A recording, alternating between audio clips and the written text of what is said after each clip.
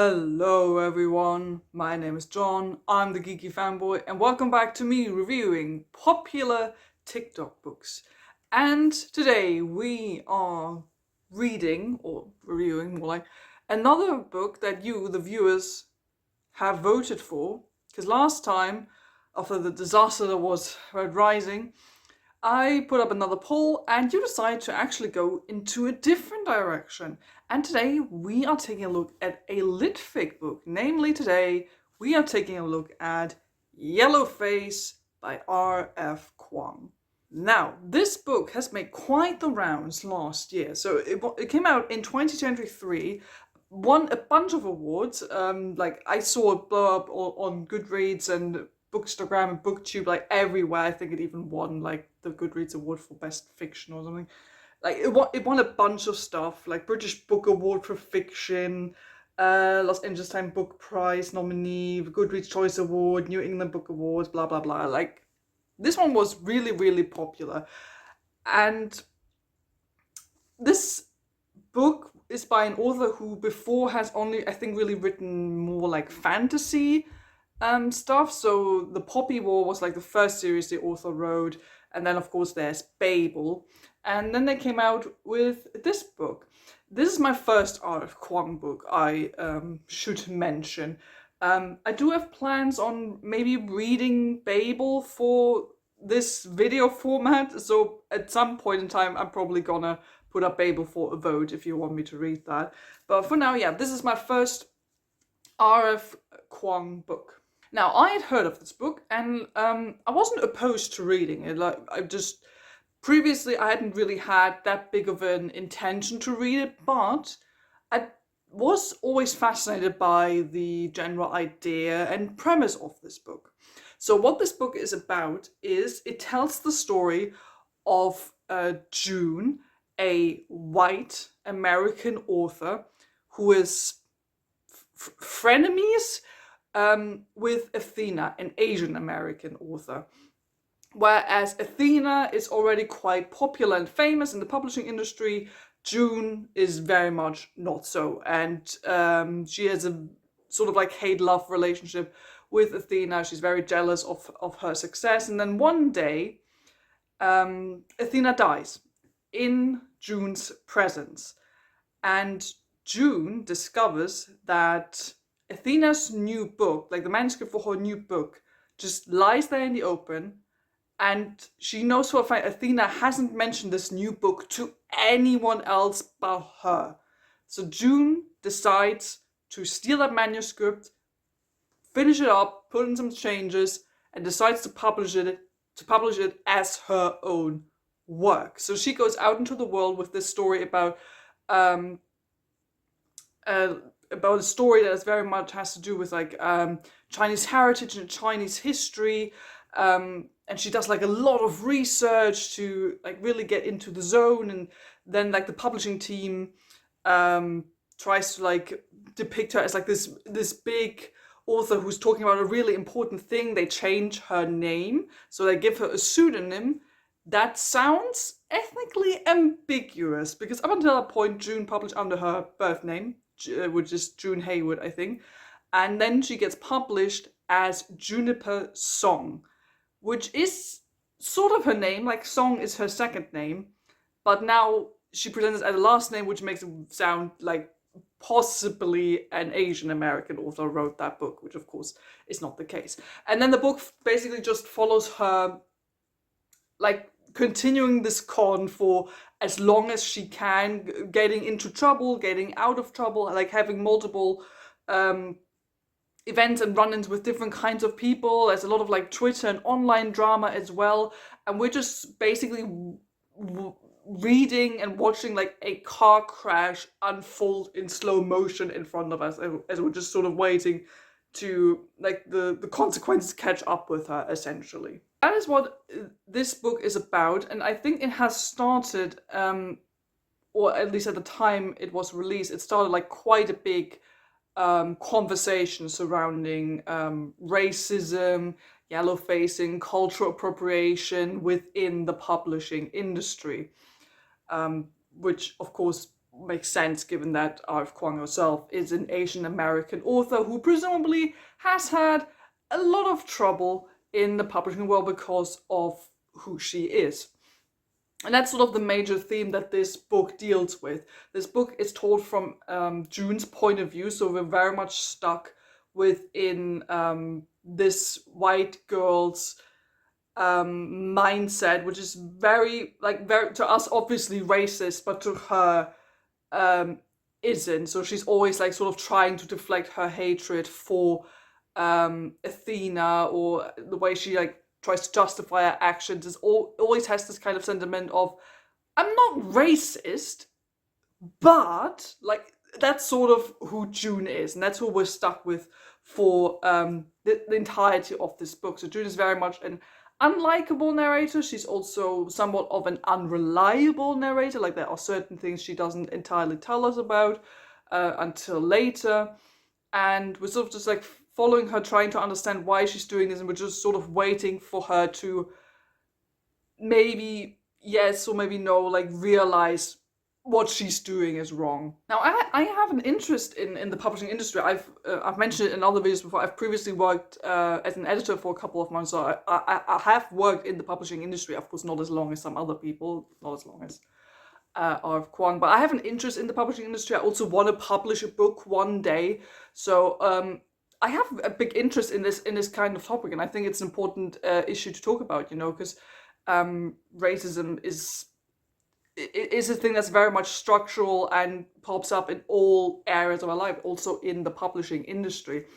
But obviously we should also keep in mind that the experiences I have made or will make in the future in the publishing industry, my experience as a white guy will be very different to R.F. Kuang's experiences in the publishing world. And obviously I've sort of I can have only my own perception of what happens in this book, and I very much urge you to also look for reviews by other people, especially like maybe Asian American booktubers or authors who also talk about this book if you can. So, as always, I'm just going to briefly give you some general thoughts and opinions on the book. Then we dive into the deeper analysis where I take you through the entire story of this book, chapter by chapter, going by the notes I made while reading. And then at the end, I'm gonna give up some wrap-up thoughts on the characters, on the story, on the writing overall, and then we'll just see where we go from there. So, some general thoughts and opinions before we jump into the deeper analysis. This was alright. I like, from all the other books we've read so far in this like reading popular book talk books series, this is my favorite one so far, but like by a mile. Like you can definitely tell that R.F. Kuang has talent as an author. She has a strong voice. She has a voice that's very pleasant to read. Like I got through this book quite quickly. I read this in under a week, I think, which for me is really fast. So it's really pleasant to read. You can tell that she has a very good idea of what she wants to address, what she wants to talk about. She writes mostly clear, defined characters. Like you really get a good picture of what R.F. Kuang wants you to think about as you read her book. So she definitely has talent as a writer, given how she is able to like really articulate herself and present her ideas.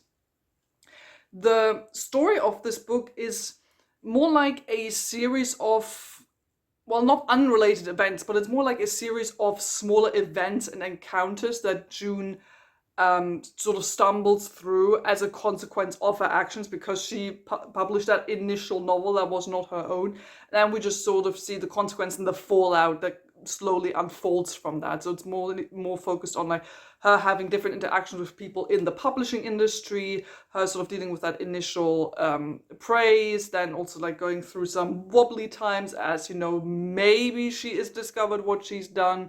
And on the side, you get more details on her relationship with Athena that she had throughout the year, sort of like also in a retrospective sort of way, where she will often be like, oh, I'm getting criticism for this, but Athena has also done blah, blah, blah, blah, blah. So that's sort of what this is presented like a lot of the time. Large parts of this book are also focused on online drama, especially like Twitter drama, like Goodreads, for example, does get mentioned, Goodreads reviews and all that stuff, or BookTube is a big thing in this. Personally, I thought it took up a bit too much of the overall book. Like the middle of this book is like a lot of like Twitter drama, basically. And personally, I thought the novel could have done with a bit less of that stuff and focused a bit more on the character work, because I think the characters, it's very much a character-driven story, I think, and the characters are the heart and mind of this book. And it's not like Of Kuang creates weak characters. I think June is a very interesting character. I think it's great to have a book where the narrator is very much intentionally written to be despicable and unlikable. I think that's a really clever idea. I just think that some of the character could have been a bit more nuanced. We'll go into that as, when we talk about the deeper analysis. And I wished the book had focused on some other character aspects a bit more, especially like the friendship, or however you want to call it, between June and Athena, because that's definitely like sort of the most interesting part, I think, of this book. However, this book tries to like talk about so many different things and issues that some of these really interesting aspects of it sort of like fall off at the end. You just wish kind of that the book had gone more into it. Like overall, it was an okay read. I didn't hate it. I also wasn't like wowed by it. Like, as someone who is involved in the online book community kind of and has had experiences within the publishing industry, I'm not really seeing anything like really new here. I think this would perhaps be a little bit more interesting if you don't have that much experience with with the online book community or the publishing industry. But then again, this book also acts a bit like a wink at people who do have that knowledge. So you're kind of sort of stuck in the middle where you're wondering, who is this really for? Yeah, those are just some like general thoughts and opinions. But as we go into the deeper analysis, this book isn't very long. As you can see, it was like just a bit over 300 pages. You get through it quite quickly, I think. So let's jump into the deeper analysis of Yellowface.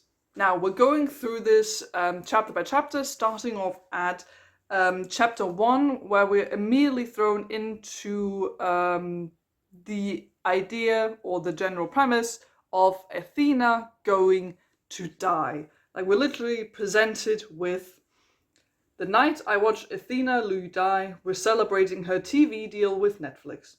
Off the bat, for the story to make sense, you should know 2 things about Athena.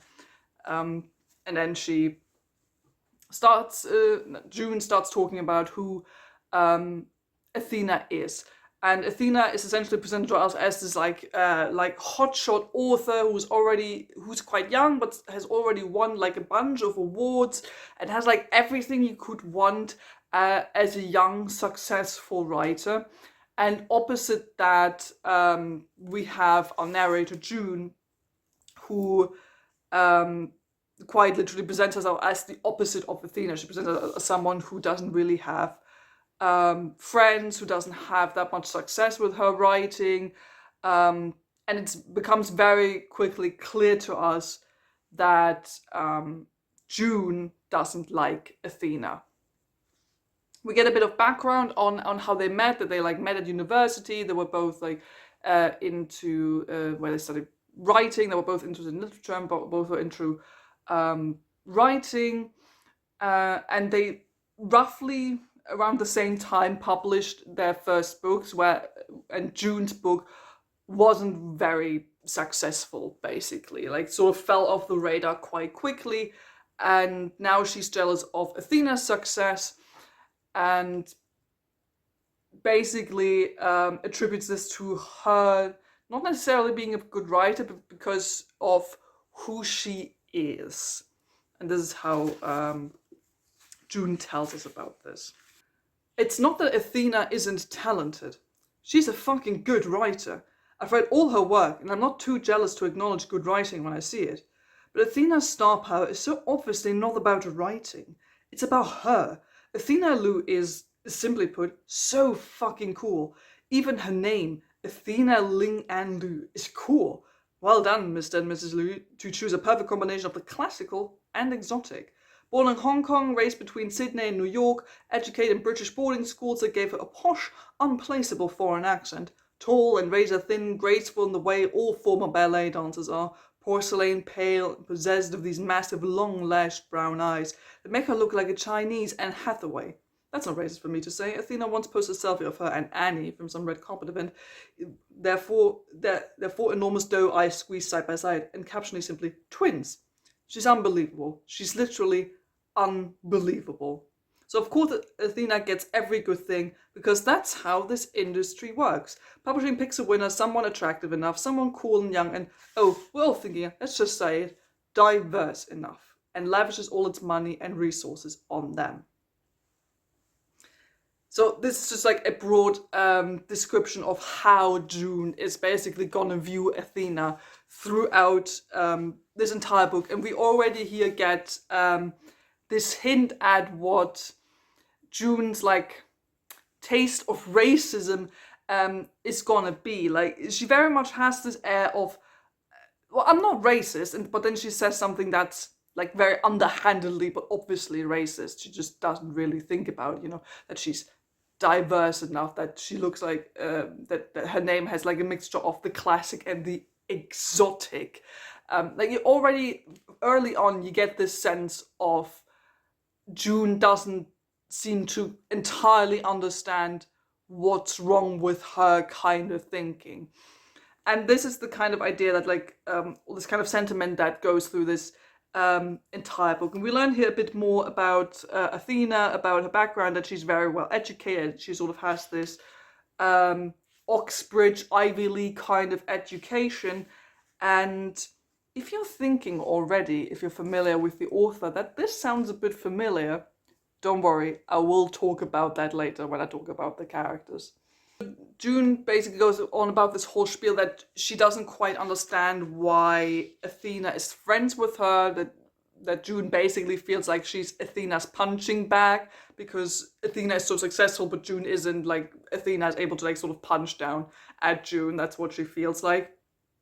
And June tells us that Athena doesn't really seem to understand what June's life is like as someone who is more middle class. Like, June is presented to us as more of a with someone who has more of a middle class background, whereas Athena is very much positioned by June as someone on the complete opposite spectrum, like someone who again has like this Oxbridge Ivy League kind of education, who has a lot of money, who doesn't really seem to have any kind of idea what a lot of money is. Like, June talks about that she once says to Athena how much she earned, like in a very basic as like servicing job basically, and Athena was just like, oh, is that a lot? And like, she isn't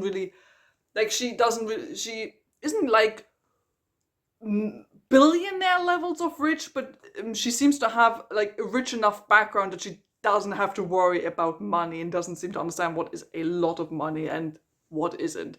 So that's already quite a big thing that's established here, that Athena has like rich privilege, like that she comes from a privileged background. We meet up with these two girls as they are celebrating this Netflix deal that Athena has now made for her new book, and naturally June is jealous about that. She's actually very vicious and in how she phrases this jealousy, where we see that there are complicated feelings within this friendship, if you want to call it that, because this is how viciously she describes her feelings about this whole event. I stare at Athena's brown eyes, framed by those ridiculously large lashes that make her resemble a Disney forest animal, and I wonder, what is it like to be you? What is it like to be so impossibly perfect, to have every good thing in the world? And maybe it's the cocktails or my overactive writer's imagination, but I feel this hot, coiling in my stomach, a bizarre urge to stick my fingers in her berry red painted mouth and rip her face apart, to neatly peel her skin off her body like an orange and zip it up over myself. So not only do we get here this like really strong sense of jealousy that June feels, but we already get like a hint at what June is going to do. As she describes, taking basically Athena's skin and stripping it over herself, which is essentially what she will end up doing in a few pages. So they eventually decide to go back to Athena's place, where they like get a bit drunk, they get a bit tipsy, and Athena shows June a manuscript that she is working on, and it's a like historical lit fic novel about some of Chinese workers who like were forced to like labor and help out the British people in World War One or World War Two. I'm sorry, I don't quite remember right now.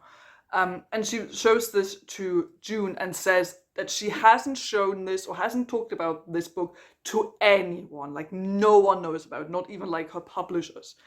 So keep that in mind, because then they go on to like party around a bit, they get tipsy, and then decide to have like a pancake eating contest. And that's where Athena dies. She dies from choking on the pancake. And if you think that's funny, yes, it kind of is. Like, it's obviously very traumatizing for June, and she will mention that throughout the novel, that this is, even though she tries to be like, oh, it's not traumatizing, but it very obviously is, because she watches her friend choke in front of her. Like, she tries to call for an ambulance, but it doesn't. The ambulance doesn't arrive on time, and she's unable to do the Heimlich maneuver, and Athena dies from a piece of pancake. And then the ambulance arrives, like police, she gets interviewed about what happened, and then June goes home, and at the end of chapter 1, she tells us that she stuffed the unfinished manuscript that Athena showed her into her backpack and took it with her. So then, of course, we get like some funeral stuff, like people figuring out their condolences. And what I think was interesting here is that June tries to be like, oh, I wasn't upset. Like she sort of tries to brush it off, trying to be like, oh, I wasn't upset that she died. I mean, obviously it was a bad thing that happened, but I'm not like sad about it, even though she's very clearly somewhat traumatized by the event, as will also become clear as you read the novel. Like, she tries to brush it off, maybe also because she's like, oh, she wasn't really like my friend. But you do realize that it does bother her, and that it does traumatize, or has traumatized her to a certain degree, and that she will be haunted by this in the future.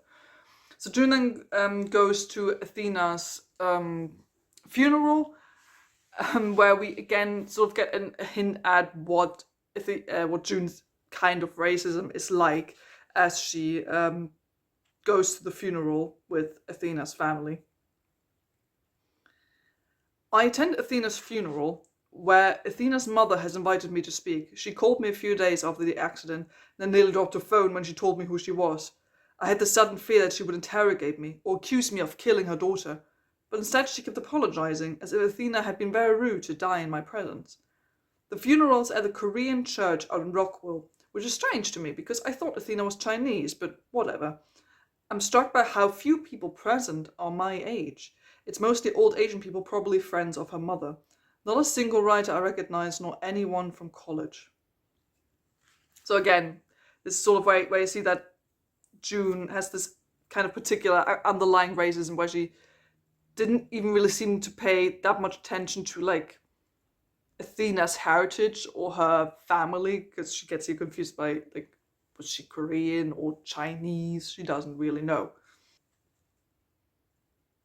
So June then tells us a bit more about the book that she stole, about the Chinese labor corps in World War One, had to do with the British.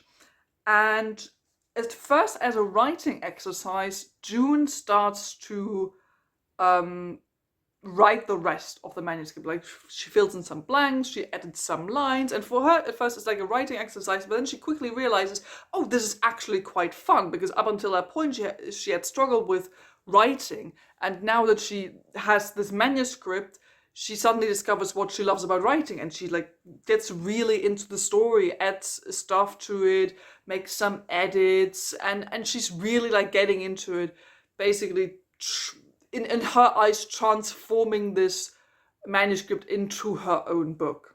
And she describes the sort of thought process to her, because to her, this isn't in any way, shape, or form anything bad that she's doing here. Like, she doesn't even seem to consider any kind of reason for why this might be problematic as to what she's doing. And she very much sees this almost as a process of like adaptation, like that she's making this her own. I know you won't believe me, but there was never a moment when I thought to myself, I'm going to take this and make it mine. It's not like I sat down and hatched up some evil plan to profit off my dead friend's work.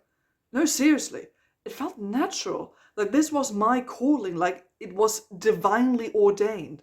Once I got started, it felt like it was the most obvious thing in the world that I should complete, then polish Athena's story. And then, who knows, maybe I could get it published for her too.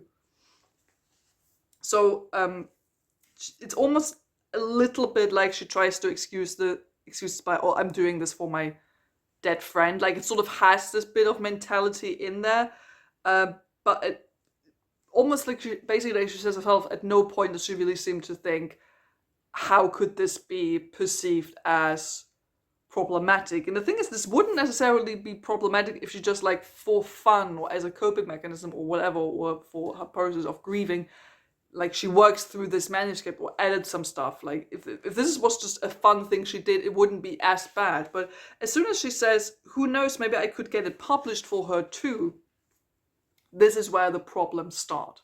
So eventually, after all those edits, Athena sends off the manuscript, now presenting it as something she wrote.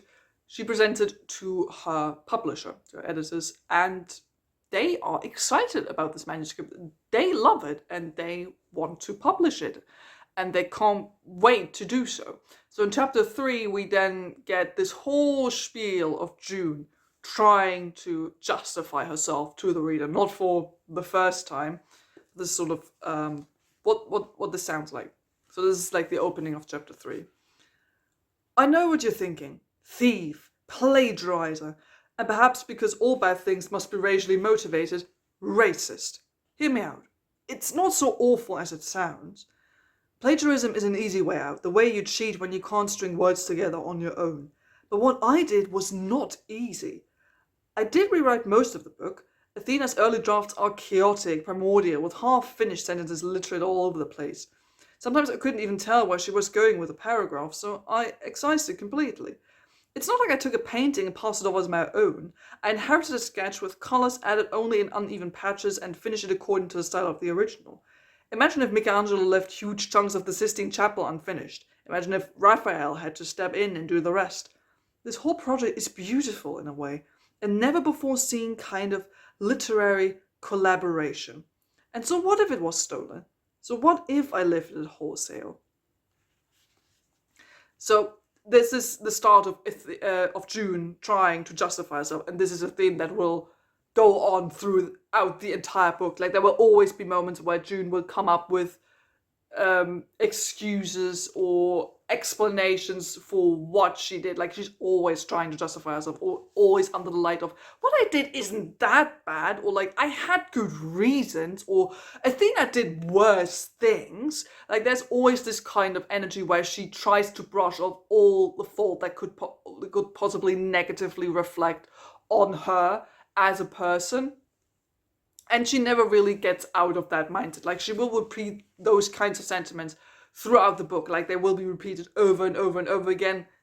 A tad too often at times, if you ask me. But it's interesting to, like, sort of see how much in denial she is over her own actions. And we do get the sense that this is very much personally motivated for what she's doing. And she basically says so at the end of this chapter, where she says, fuck it, I'll just say it. Taking Athena's manuscript felt like reparations, payback for the things that Athena took from me. So again, this is where you see that June is very much motivated by this sense of jealousy that she could never really accept that Athena just happened to be or happened to become the more successful writer. Like, June has a hard time seemingly accepting that just someone else was better than her, that she didn't become the successful writer she wanted to be, which actually is the case for most people who publish books. Like, very rarely do people become like big household names, like I don't know, like George R. Martin, for example. Like, that's what I'm thinking of right now. Like, very rarely this happens. Like, very rarely people can live just like from publishing books, and June seems to be unable to accept this. Like, she feels like Athena's success is like a personal offense to her, like a personal attack, especially because as we see throughout the book, June seems to think that Athena is only successful because she's Asian American. Like, June is very much of this mindset that, oh, people just get brownie points for being diverse. That's why people like them. They don't actually like their actual work. They just don't want to seem racist, and that's why they like her books. That's sort of what she's getting at here. And now June's publishing this to be like, yeah, and now I'm taking your book, and now I'm becoming successful, and that's sort of like her revenge for, because she feels like, oh, this is my revenge for, Athena always like throwing in my face how successful she was, and now I'm taking this back. That's sort of the sentiment we're getting here. So then the editing process starts within like her little publishing team in chapter 4, and it's so funny to see here how June reacts to getting criticism for her manuscript when it's about lines that Athena wrote, when it's about lines that she wrote. Like, she's really happy when the new editor that she got like criticizes lines specifically or parts specifically written by Athena, like parts that she knows she didn't write or only had to edit. And because the editor is like, oh, there's some of those passages are like too fancy, too complex, or like they sound too foreign, essentially. Where you can basically tell that someone who's actually of like that heritage basically wrote that stuff. And the entire editing process we're getting now is what you would basically expect from like a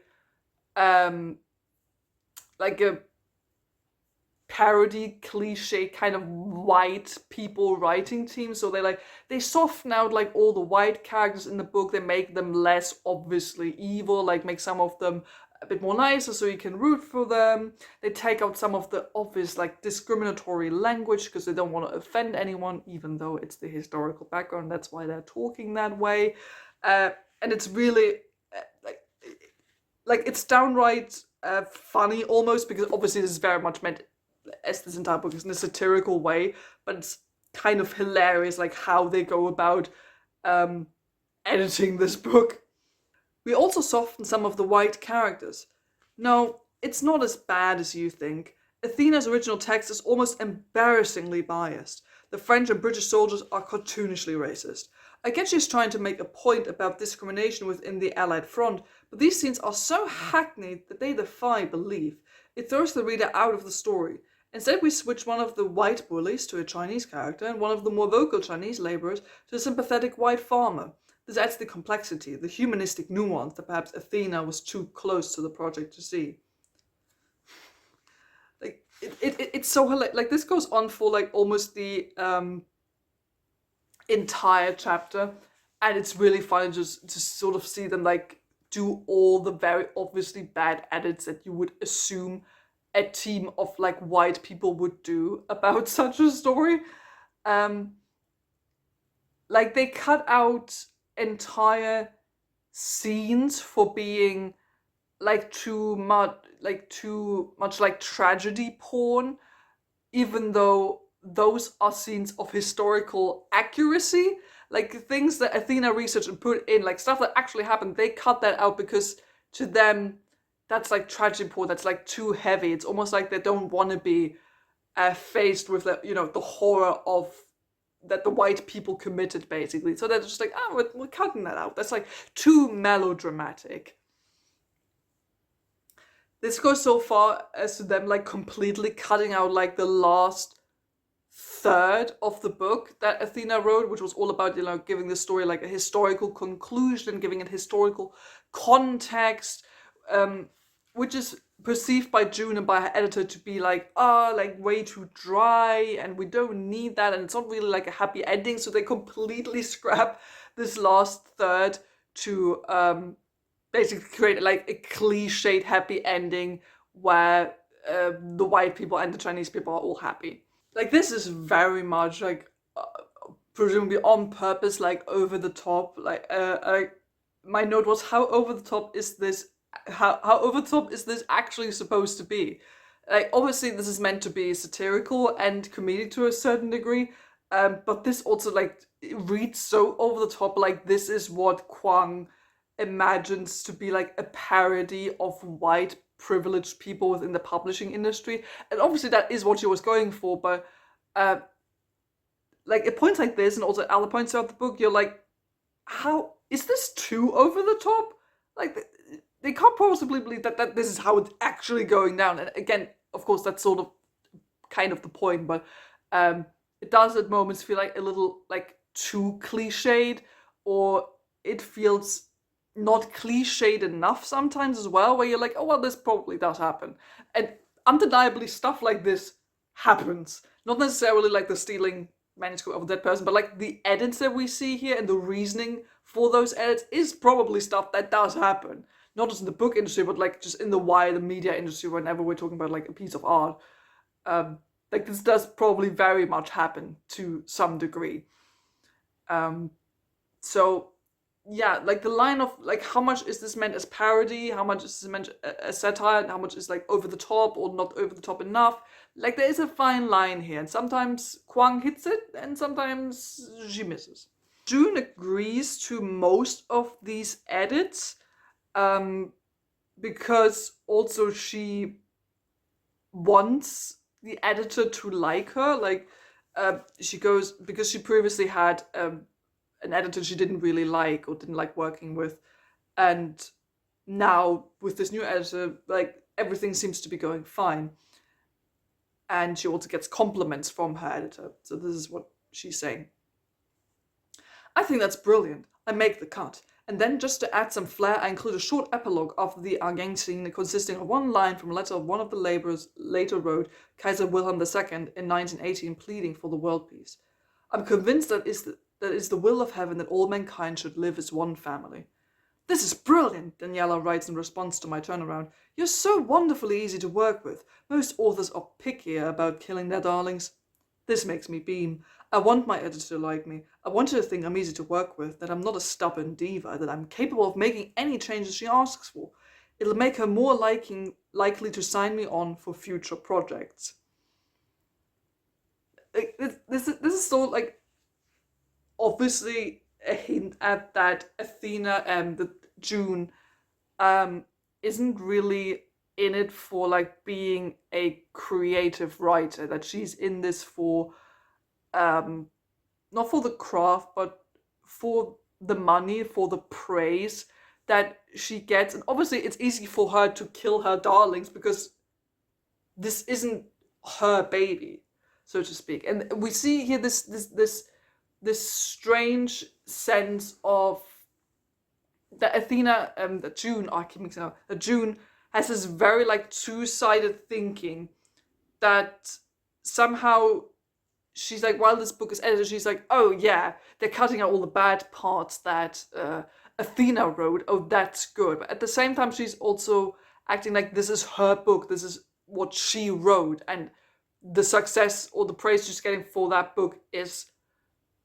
it's like what she deserves because she wrote a great book. But at the same time, she's like, oh yeah, those are all the bad bits by Athena, and those are the parts people don't like. Like, there is this weird like disconnect in her brain where she will see it as good in some degrees, but then as bad in some others. Then as the book is like starting to like be prepared for publishing, and also as she has to do with like some of other people who knew Athena, kind of like she definitely like plays up the friendship they apparently had. Like she's really like using this idea of like, yeah, no, we were friends and it was so tragic to see her die. And now I'm like sort of presenting this book as like me writing about the grief I felt because of her death and all that. Like she really plays it up. Also because of the marketing and people really like love this bit of melodrama about it. And as you know, she prepares herself for the book to get published. Like she does a lot of background knowledge, like background searches, background research. Like she tries to find out about the Chinese history and all that. And it's interesting how June will try to like hold Athena to a higher standard all the time, but never tries to hold herself to a higher standard. Like never higher than Athena. Like she goes on about that she did the research and even tried to teach herself some Mandarin, but then compares herself to Athena, who wasn't really able to speak Mandarin. I even tried to teach myself Mandarin, but no matter how hard I try, all the characters look as unrecognizable chicken scratch, and the different tones feel like an elaborate practical joke, so I give up. It's alright though. I find an old interview where Athena admitted that she didn't even speak Mandarin fluently herself, and if Athena Lu couldn't read primary sources, well then, why should I? Like she's jealous of Athena because of her work, but never tries to do better than her. Like she sees the flaws within Athena and in her writing, some flaws which are legitimate that she's pointing out at times, not all of them, but some of them, but she never tries to do better. Like she's really just there to like point the finger at what Athena did wrong. And it's like, well, why am I bad? Look at what Athena did. Like Athena is bad too. Like very much this idea about like whataboutism essentially to deflect from herself, because June herself like never really tries to hold herself to a higher standard, even though she could. Then we get into a bit of momentary trouble because Athena's notebooks are supposed to be like donated to a local library, and June is now worried that when those notebooks are put on display, people will find out that maybe Athena did write about her ideas for this manuscript that now June intends to publish. And June decides to go talk to Athena's mom, where she of course points out, oh my, she speaks really good English. And you're like, oh my god, shut the fuck up. And basically she emotionally blackmails Athena's mom into giving her the notebooks, or like at least not to donate them. Like she's like, oh, Athena, she wrote about some really personal stuff in those notebooks, and she would hate it if you gave them away and have them published. And Athena's mom is like really put off by that, and it's like, oh no, okay, so I won't give them to the library, I won't donate them, and do you want to have them? So that's sort of like the first problem sort of like avoided by June. We enter chapter 5, where June is like meeting up with her new publicity and marketing team, where a discussion comes up about authenticity and ethnicity, like where it's very much talked about like what are white people allowed to write about, like because obviously June isn't Asian American, but she's writing about the Chinese Labor Corps in World War One, and now they have this discussion of is she like how authentic is this? Is she allowed to write about this? And this is a theme that also is discussed multiple times throughout the book, where it's very much like, oh, is she allowed to write about this? And her publishing team is like, oh, we are of the opinion that everyone's allowed to write anything. And obviously, that's broadly speaking correct. Like everyone should be allowed to write about whatever they want. However, they have to also deal with the consequences that might come from publishing a book that you wrote about a subculture or whatever that you yourself are not a member of or just did some research on. Like there will always be some kind of consequence or repercussions, and you have to deal with them. Like this can go like well, this can also go horribly wrong. Obviously everyone should be allowed to write about everything, but you also have to deal with some of the consequences that might come from that, which June is soon going to learn about. So they decide to change June's name for the publishing of this new novel, and they give her the name Juniper Song. Song is her second name. And of course, this is very clever because it makes her sound ethnically ambiguous, because Song, of course, very much is an Asian sounding last name. This is what I love most about writing. It offers us endless opportunities to reinvent ourselves, and the stories we tell about ourselves lets us acknowledge every aspect of our heritage and history. I never lied. That's important. I never pretended to be Chinese or made up life experiences I didn't have. It's not fraud, what we're doing. We're just suggesting the right credentials so that readers take me and my story seriously, so that nobody refuses to pick up my work because of some outdated preconceptions about who can write what. And if anyone makes assumptions or connects the dots the wrong way, doesn't it say far more about them than me? This again is June deflecting or excusing the actual problem that exists. Because obviously she is publishing now under a pseudonym that is purposefully so racially ambiguous. Because as long as you don't include like a picture of the author in the book, and you would, if you then read the name Juniper Song, you would assume, oh, that's maybe an Asian American author, because the last name does sound Asian.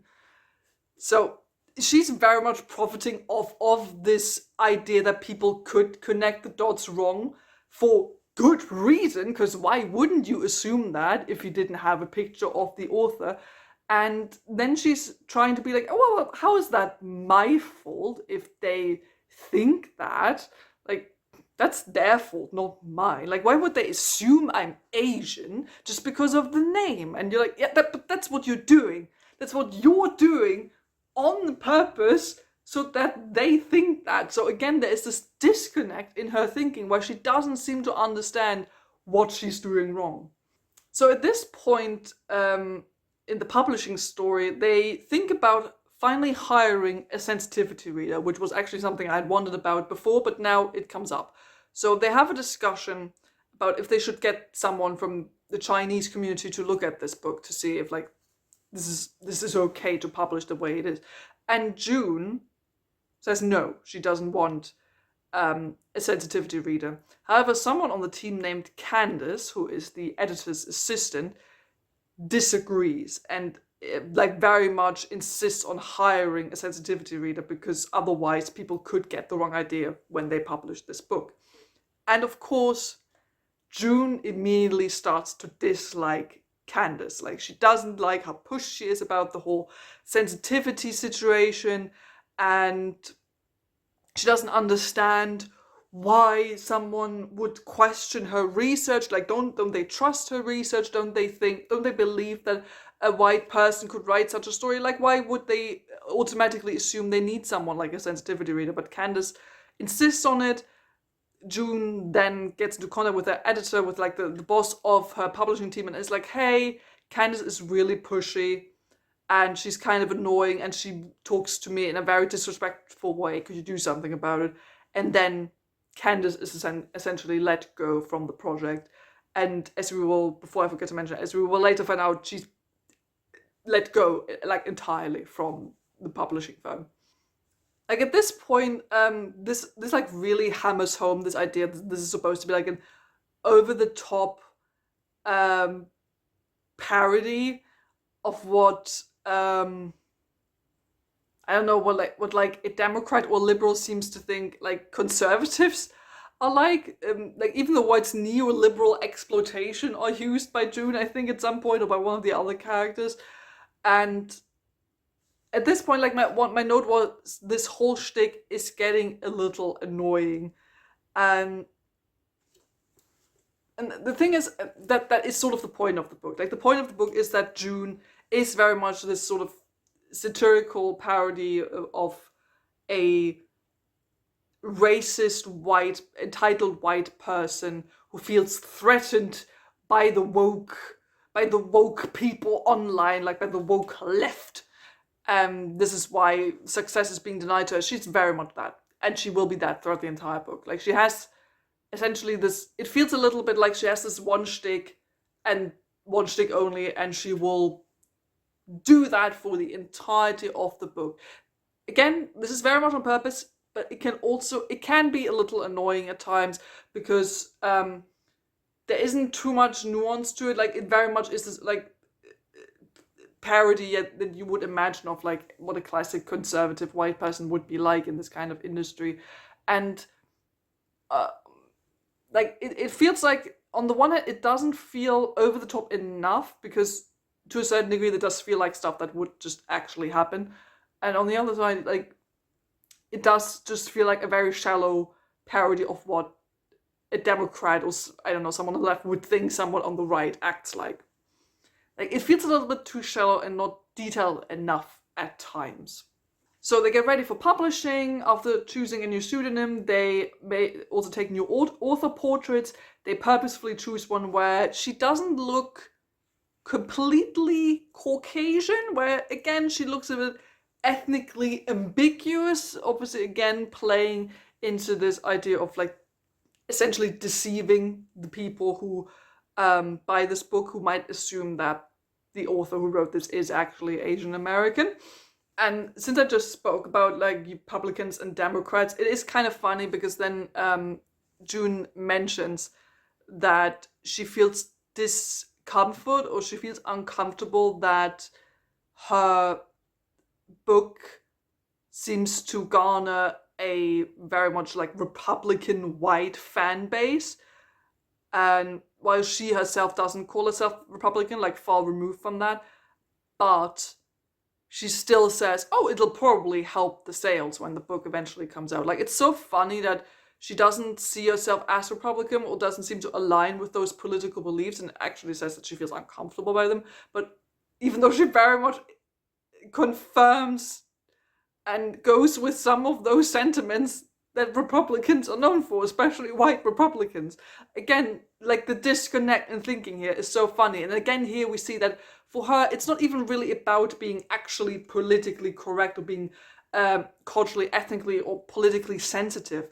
Like, she will think like, oh, I'm a bit uncomfortable by like the white Republicans being fans of my book. But I mean, if it gets me some money, if it sells books, that's good. Like, again, shallow. It's like this kind of idea of like almost like shallow activism, where she to the front will be like, oh yeah, I'm all like interested in the Asian American community, and I'm interested in Chinese history, and I want I'm like really sensitive to those stories, but like in the back of her mind she doesn't really care. She's just like there for getting the praise and for selling lots and lots of copies of her book. Here the book also like speaks about, like this exploitation that white people sometimes commit to, like when they write about culturally different things and not white, and it's like very insensitive marketing that they go into. Like, it's hilarious. Like they like create like a bunch of merchandise that isn't just like books or bookmarks. Like, they also go into like posters and keychains and stuff like that, like keychains for these characters based on a very much real life traumatic historical like event. And it's just like the disconnect is so real that they don't seem to understand how this could be considered like very insensitive. And then June speaks about the nature of publishing, the nature of creating bestsellers. And here we see that she herself doesn't really see this as a success of her own writing, or that Athena became famous because of her own writing. Like, she sees this industry as something that, like, so people decide what will be famous, and they will make it famous regardless of if this book is written well or not. Are these the signs of a bestseller in the making, I wonder? They must be. Why doesn't anyone tell you right off the bat how important your book is to the publisher? Before Over the Sycamore came out, I worked my ass off doing blog interviews and podcasts, hoping that the more sweat I put into publicity, the more my publisher would reward my effort. But now I see all the efforts have nothing to do with the book's success. Bestsellers are chosen. Nothing you do matters. You just get to enjoy the perks along the way.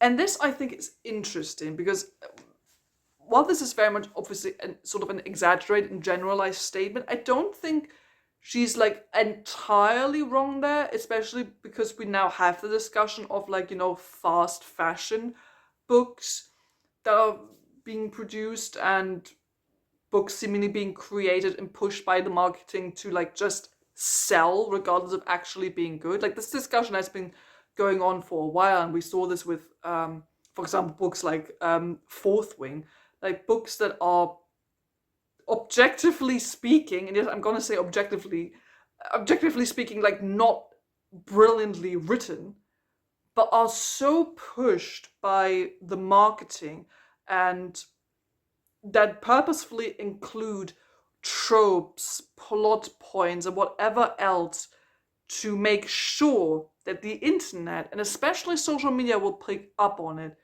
It's very much purposefully so created and put out there to appeal to the masses as best as possible. Like the public, like if we stick with Fourth Wing, the marketing for Fourth Wing was so big, was so huge. I think that was like a major reason for why it became the big book of last year. Because let's be honest, it can't be because it's so uniquely written. It's not that. It's because it includes so many elements that the publishing industry knows people on BookTube and BookTok love. Like we don't know, like you could theorize now, like maybe Rebecca Yarros was told to by her publisher to write this kind of romantasy book because this is what gets the money in. Or maybe she decided to write this kind of book because she herself thought, oh, people seem to really like that. I'm just gonna do that myself now. We don't, like, obviously we don't know, but it could very much be possible. And we do see this with books like this, that they are specifically created and chosen and pushed by the marketing to become bestsellers, to make money. Well, it's not even really about how the book is written, it's how it's presented, how it's being pushed out into the world. So I do kind of in part agree with what June talks about here. When the book, just as the book is about to be published, like some arcs are being sent out, like for some pre-reviews, and at some point a 1-star review is left on Goodreads by someone, and it's Candace. So remember, Candace was the assistant to the editor who wanted to have the sensitivity reading but was then thrown out. And Candace leaves a 1-star review, and June gets really, really mad about it, rats her out essentially to the editor, and this is what eventually gets Candace thrown out, essentially. And I think I picked out an excerpt here because it just shows again how vicious and personal June seems to take everything that happens to her. Like again, it doesn't really seem to be about someone critiquing that her book is bad, but just like she takes it as like a very personal affront to her as a person, and it's almost like cartoonishly so expressed how she feels about the situation. Hot vindication coils in my gut. Candace deserves it. Putting the sensitivity reader kerfuffle aside, what kind of psychopath would fuck around with an author's feeling like this? Shouldn't she know how stressful and terrifying it is to launch a book? I bask for a moment, imagining what kind of chaos I've sown over at Eden's office this morning, and though I would never say this out loud about a fellow woman, the industry is tough enough as it is, I hope I got that bitch fired. Again, for June, it's all like very personal. So then in chapter 6, the book is then finally released to like really great fanfare. June is like very excited by all the hype. She does some promotion events. She does like some readings, some Q&A, and like how she presents herself is like very constructed. Like she very much constructs this persona of like what I talked about before, this like faux activism kind of thing.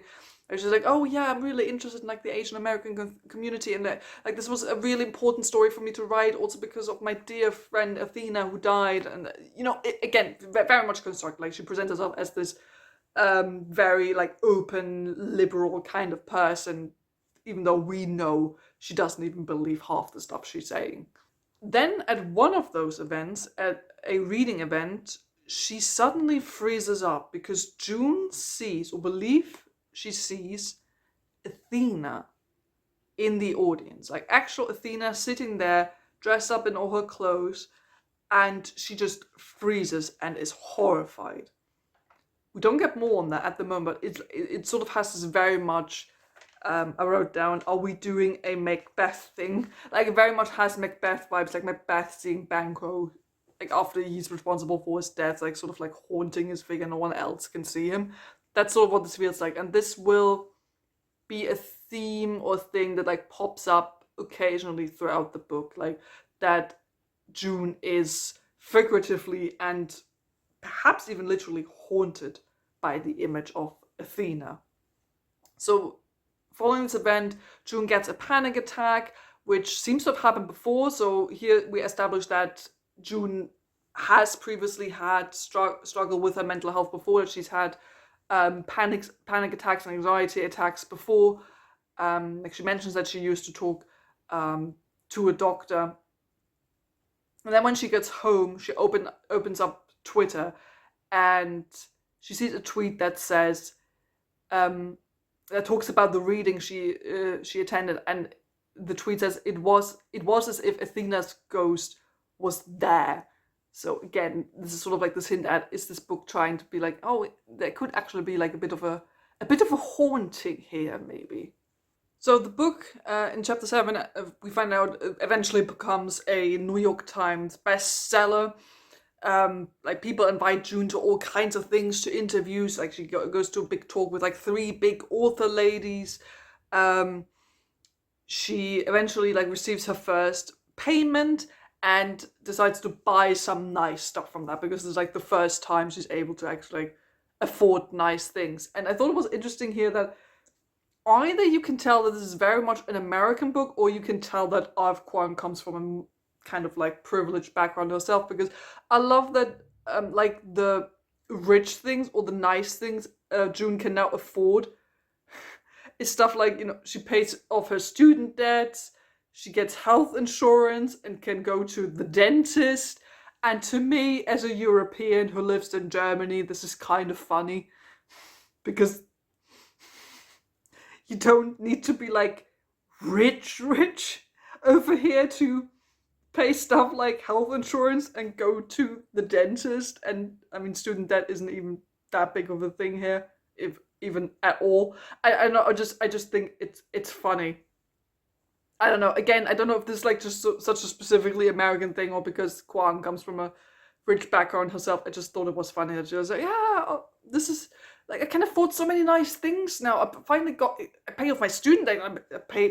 I get a health insurance, and I go to the dentist to fix my teeth. And I'm like, I can go to the dentist whenever I want, and it probably isn't going to cost me any money because it's just covered by my normal regular insurance that everyone over here has.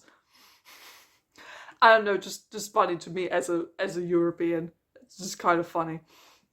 So then she didn't like donate some of the money she's gotten from her earnings to like the Asian community projects.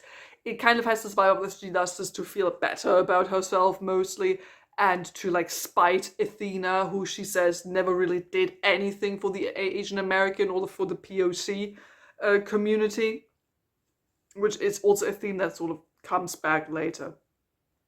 Then she mentions at the end of chapter 7 that she has like some sessions with an Asian American girl who like wants to take like writing advice from her, like writing classes. And it's a slightly weird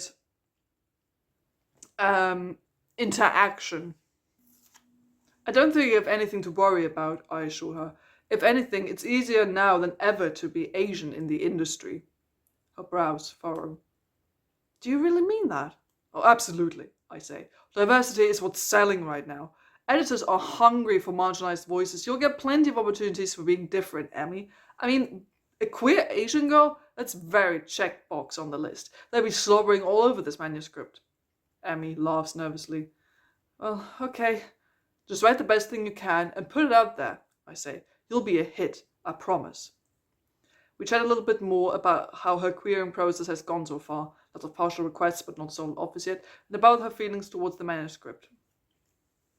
So it sort of has this like awkward energy about it, especially because shortly after that, like the girl Emmy asks about sort of like her heritage, and June is like, well, I'm white, and the girl's like, yeah, but you have the last name Song, and June's like, yeah, no, that's just the second name my mom gave me, and the girl is very obviously like weirded out by that, and June doesn't seem to entirely understand why that's weird, or why this girl is weirded out by this entire conversation. Again, we see here that June genuinely seems to believe that some people, or a lot of people who are just who are not white or cis or straight, they get published because they're diverse, because they're POC, because they're queer. Like, it's really popular. And the thing is, she like never understands that the publishing industry wants to get more diverse because it has very much not been diverse for many, many years, and still very much isn't. Like, still large parts of like most authors are being published nowadays like are white. Like, I don't know like what the numbers are. I might throw up a graphic here. Like 90% or something of people who are published, or like in America or something, are white. It's just like the numbers, and June never considers like any of that. Never seems to think that. Like, she just seems to think that people who are POC or queer, like, they get picked up because they're diverse, and that's what's in right now, and that's why they will get published. And I mean, yeah, obviously people are starting to look for like more POC people, more queer people, because their voices haven't been heard from in a very, very long time. Now people want to hear of them, but that's not the reason why their books, or at least most of the time, this is not the reason why their books will be published or why their books will become popular. And still, for large parts of the industry, they will still be at a disadvantage compared to their straight, white, cis colleagues. In chapter 8, June tells us about how she's become obsessed with reading reviews, especially negative reviews, about her books. Like, she's getting all these like reviews from like famous internet personas, including like complete rants and takedowns, like long ass video essays, analyses like this on BookTube, like stuff like BookTube and Goodreads. That kind of stuff does get mentioned throughout the book, and it is a huge deal. Like, in those kinds of like popular internet personas who are booktubers or book bloggers writing her books, they are very much a reoccurring topic throughout this book. And she basically like becomes obsessed with reading these like negative takedowns, essentially to just say that she doesn't understand them, like why they would spend so much time dissing her book, or like why do they even hate her book in the first place. Like, she doesn't really seem to understand, and doesn't understand how people could think that her work is racist. She literally pulled the Chinese people were also racist, actually. Like, she pulled that as like apologies and as an excuse, again, sort of like this whataboutism that she does throughout the whole book. And she starts to essentially prep answers for possible questions or possible negative comments that could come her way if she does interviews in the future. And she's like really like diving deeper and deeper into this web of lies she's spinning, that she like really prepares lies or prepares answers so people can't like catch her in the act. She really like prepares herself for those kinds of confrontations. And she then goes on about a massive rant how Athena herself was like a major hypocrite, that just because June stole the book doesn't mean Athena was great either. Like, we hear that Athena also stole stories, that she would read stories of from history books, or would hear stuff in museums, or talk to people who lived during certain points in time, who would tell her the story, that she would take those stories that she heard about and then use them for her own work. that she um, basically took other people's lives stories and reworked them as her own. And June here complains also that Athena basically only committed to like a kind of fake activism, because like June explains that Athena never really had to suffer like for her activism. Like she doesn't really, because Athena was rich and came from a privileged background. She didn't really have to suffer and didn't really see a reason to really get into activism like some other people from the community might have. And this is a point I think that's quite interesting and will come up later as well in the book. This idea that Athena, while she very much is Asian American and has therefore certain disadvantages within just like society in general, but also within the publishing industry, is still somewhat more privileged because she comes from a well-educated, rich, privileged background, which is something June always kind of touches up on, but never seems to entirely connect with. Like that this would be an actual legitimate reason to criticize Athena for. Like, this is why she had it a bit easier in the industry than June, because Athena came from a rich, privileged background. Like, that's a legitimate explanation for why Athena might have been more successful in the industry than June. There's a lot of Twitter drama and online drama going on about the book as it's being discussed. In chapter 9, June then gets an invitation by like an American Chinese social club, and she's supposed to like give a speech there, interact with some people, and she basically agrees to go there for essentially for the brownie points and nothing else. And she's picked up by the coordinator of the event, who is baffled by when she finds out that Athena is white. Like, they talk about her heritage and she explains why her name is the way it is, and the coordinator's just like completely baffled, because naturally she had assumed from the name and from the ambiguous picture that June was perhaps of Asian American heritage. And I love that June here basically tries to like Uno reverse the racism. Like this is what she's saying. I feel shitty about the mix-up, obviously, but also a little defensive.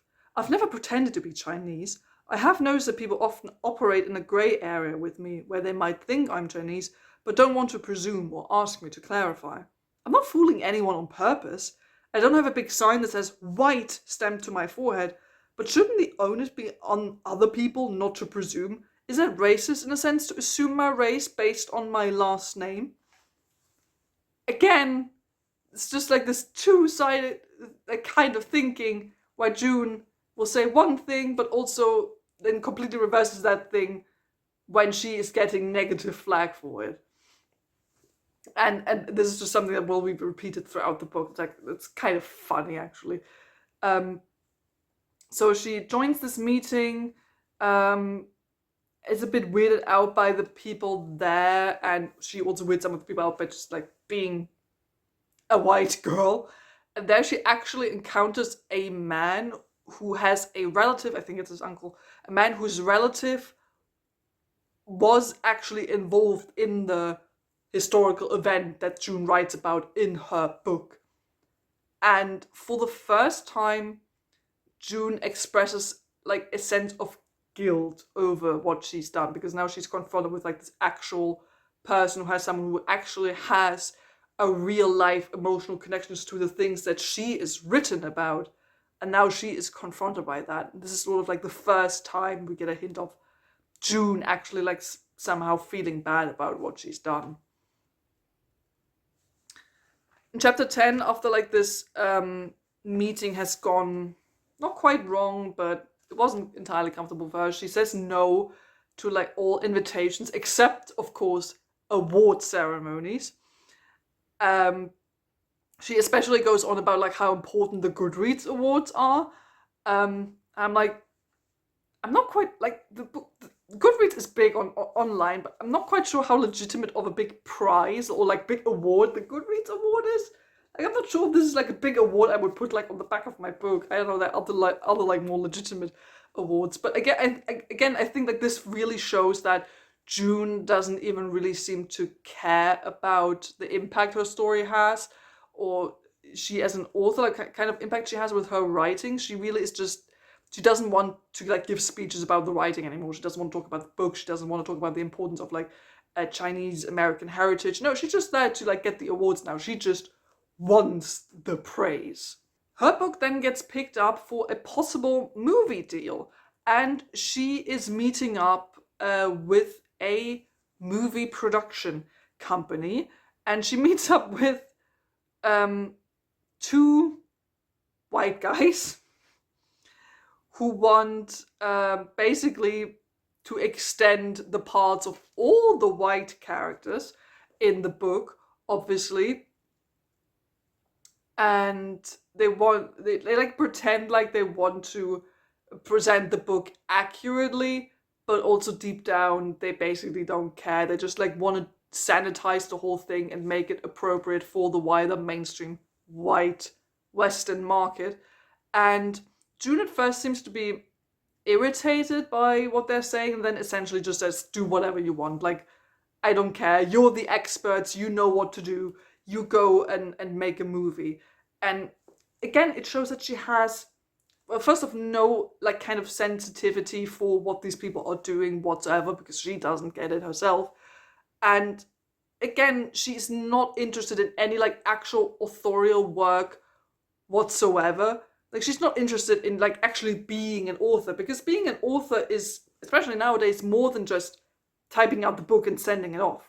There's more to it. Like, you have to do edit, you have to do publicity, you have to be involved in the marketing, you have to go to meetings, invitations, give speeches, give Q&As. If your book gets picked up by a production company, you have to go talk to the production company and help with adapting. I mean, if you choose to do so, adapting the book. And she's just like throwing all of that away. She's like denying herself all of that. Again, she just wants the praise. She wants the money. She likes essentially the aesthetic and idea of being a famous author, but doesn't want to do any of the actual work that would come with being an author. And this goes so far as to her, in my opinion, sounding almost like a villain, like a Hollywood villain, which maybe might also even be the point, especially since this happens like after she's met up with the production company. So this is how she's like expressing her egomania at this point. Why not dream big? I found as I keep hitting my publishing goalposts that my ambitions get larger and larger. I got my embarrassingly large advance. I got my bestseller status, my major magazine profiles, my prizes and honors. Now, with the sickly sweet taste of the Miss Saigon lingering on my tongue, all that feels paltry in comparison to what true literary stardom feels like. I want what Stephen King has, what Neil Gaiman has. Why not a movie deal? Why not Hollywood stardom? Why not multimedia empire? Why not the world? Again, this is where I feel like, is this on purpose, like so over the top? Because this sounds like the speech of a maniacal supervillain, and it's hilarious. Chapter 11, we get into some more Twitter drama, because there is a post by a profile that calls itself Athena's Ghost. And this profile publishes a tweet accusing June of stealing the book from Athena. So now June is, of course, very scared of her secret finally being uncovered. Like, June falls into a complete panic as this discourse essentially spreads like wildfire throughout the internet. Like, everything starts to get nitpicked in retrospective, like as we tend to do when stuff like this comes out. We suddenly go back to the history of the author, we suddenly go back to their book and try to like pick out all the potentially problematic bits that could have hinted at the big bad thing that we know about now. Like, all of that happens in this book, which I think is quite accurate actually as to what this kind of discourse would be online. And again, June casts off all the faults that could possibly be hers, because she sees herself as not the perpetrator, but actually as the victim here. It's the internet that's fucked, not me. It's this contingent of social justice warriors, these clout-chasing white allies, and Asian activists seeking attention who are acting up. I'm not the bad guy. I am the victim here. And this basically describes all of her, like, her entire mentality, basically, throughout the entire book, that she never really sees herself as the perpetrator of anything kind of bad, but that she's completely trapped within like this victimization narrative, that she is completely oblivious to the suffering of others, to the suffering of people who are not white and live in the publishing, or try to live within the publishing industry. Like, she's completely oblivious to that. She's always like stuck in this victim narrative in regards to herself, completely unwilling to like even consider other people's point of view. Everything that goes against her, everyone who goes against her, is bad, and doesn't understand how much she suffers as the victim. In chapter 12, she goes to visit a library. Nothing special happens there. Then she attends an author panel, which goes horribly wrong. Like, all the other people there, like all the other women there, essentially are like very passive aggressive towards her, because they seem to believe that she did steal that manuscript. Like, they seem very much affected by the Twitter discourse, essentially, that's going on about her stealing this. And one of the authors, like, at that panel, like, outright accuses her. They're like people filming the interaction, and June essentially escapes these kinds of situations, like emotionally, basically via a confirmation bias. Like, she goes to the people who she knows will agree with her, who will comfort her. Like, she seeks validation from people within her team, where she knows that she will receive like positive enforcement, where she knows she will get praise. Like, everyone who hates her is obviously like jealous and stupid, doesn't know what they're talking about, and all the other people who have to do with her, who work in a publishing team and herself, they all like praise her and tell her it's gonna be fine. In chapter 13, June visits her sister Rory and Rory's husband Tom.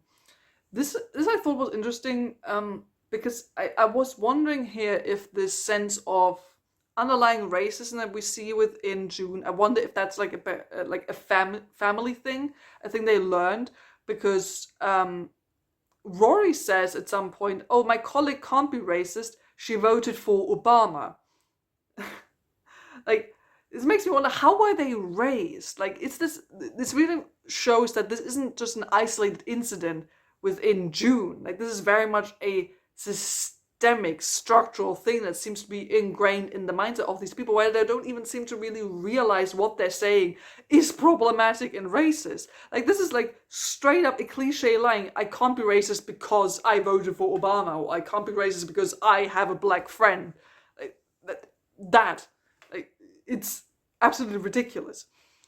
Tom, who is the sister's husband, seems to like work in IT, some kind of IT related job, and knows about like how IP addresses and Twitter work. And June basically tries to like figure out if he could track the ID of a Twitter account for her. So essentially, like, I was worried that that June wants to like dox someone, and she essentially wants to find out who is this Athena's ghost Twitter account that's spreading lies about her. Like, she wants to know about that, and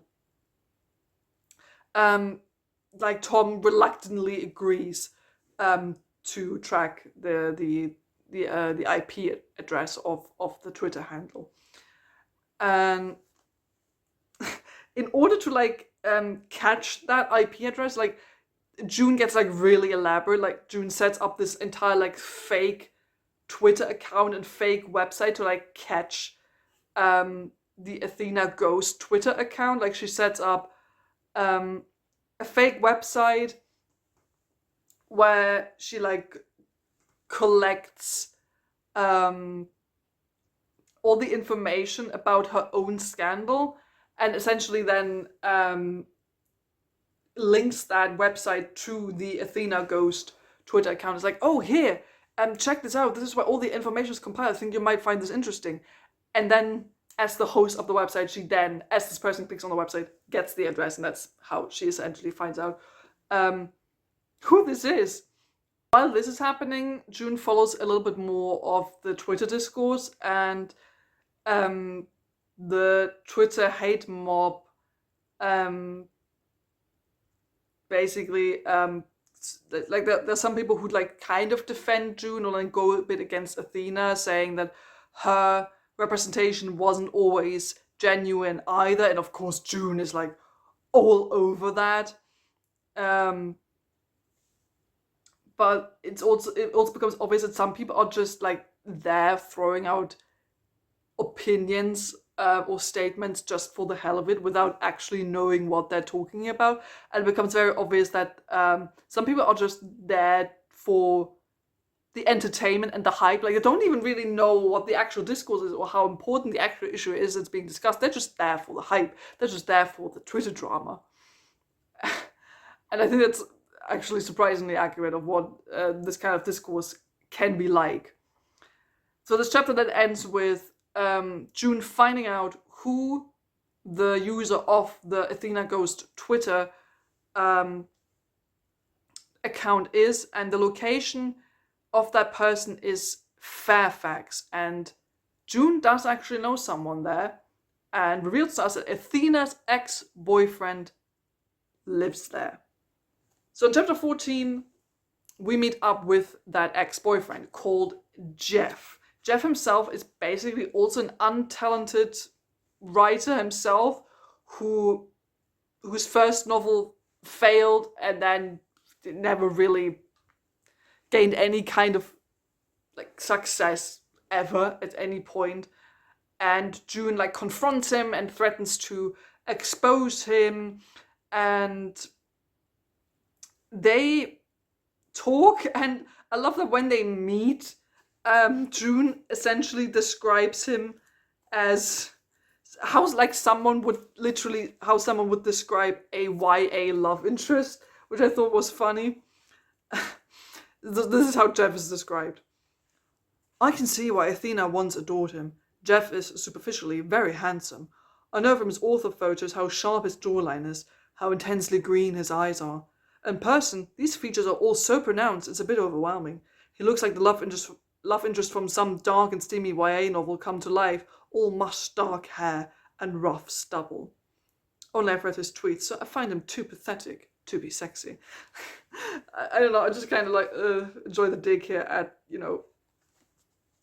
how YA love interests are described. I just thought it was kind of funny.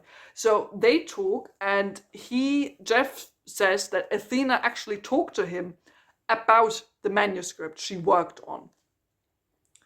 And June obviously immediately deflects, demands evidence, and Jeff tries to sort of blackmail her into revealing the whole ordeal, but in reverse, June basically blackmails him back because she records the entire conversation and threatens to now expose him if he says anything ever again.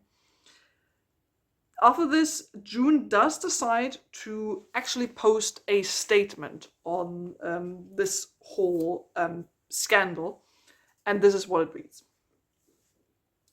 Hi everyone. I have of course been aware of the recent allegations circulating about the authorship of The Last Front. I apologize for not speaking up sooner. Please understand that this has been a difficult time for me and that I'm still struggling to cope with my best friend's tragic death. In short, the allegations are completely false. The Last Front is my original creation. I was inspired by Athena to look into this forgotten chapter of global history, and it's no surprise that her voice shines through in my work. I understand this whole situation is racially fraught. It upsets me to see arguments that only Athena could have written The Last Front, because Athena's work was so concerned with Asian diaspora issues. This pigeonholes both of us and flattens our identities as writers. I don't know the motives of the people behind this rumor, but I can only take it as hurtful, malicious attack of my relationship with someone I miss very much and whose death was one of the most traumatic experiences of my life. My agent and editor have conducted their own independent investigations and have found no wrongdoing. I won't be speaking on this again. Thank you, Juniper. So this, I think, is like a classic statement. It would go out at this point in time with such a scandal. And again, you can see like all those classic like deflection strategies that June has used throughout the entire book. Like immediately like emotionally manipulating everyone who dares to like speak up against her and who dares to like doubt the friendship she'd had with Athena. She immediately goes for like, oh, I'm still so traumatized by the death of my friend, and we were like so close, and I'm also doing this for her, like immediately jumping to like this kind of a victimhood role again, like very much sort of going in for the emotional manipulation, like making those people feel bad for making her feel bad because, you know, her friend died, that kind of thing. And of course, also again, this discussion of who can write what, and oh, it would be so limiting if you, if only one of us could write about that one thing and the other person writes about that other thing. Like, well, that would be so limiting. What are you talking about? Like, basically emotionally gaslighting and manipulating the audience within her own apology, essentially. Chapter 15, things become a bit more quiet, but obviously June, being who she is, she wants the spotlight back. And again, she's just doing this for the attention. Like she's literally basically saying that she wants to be back in the spotlight. She wants the attention. Again, she's not really doing this for like the craft, for being a writer. She wants the attention. She wants the praise. And she thinks it's time to write a new book. And she describes how she can hear Athena's voice in her head, like helping her, wanting her to write this book. Again, sort of invoking sort of like imagery of a ghost, of a haunting, like sort of Macbeth-ish in the back of her mind, which I actually quite like because it sort of like foreshadows this eventual breakdown that June is going to have, like feeling very much haunted by the voice of Athena.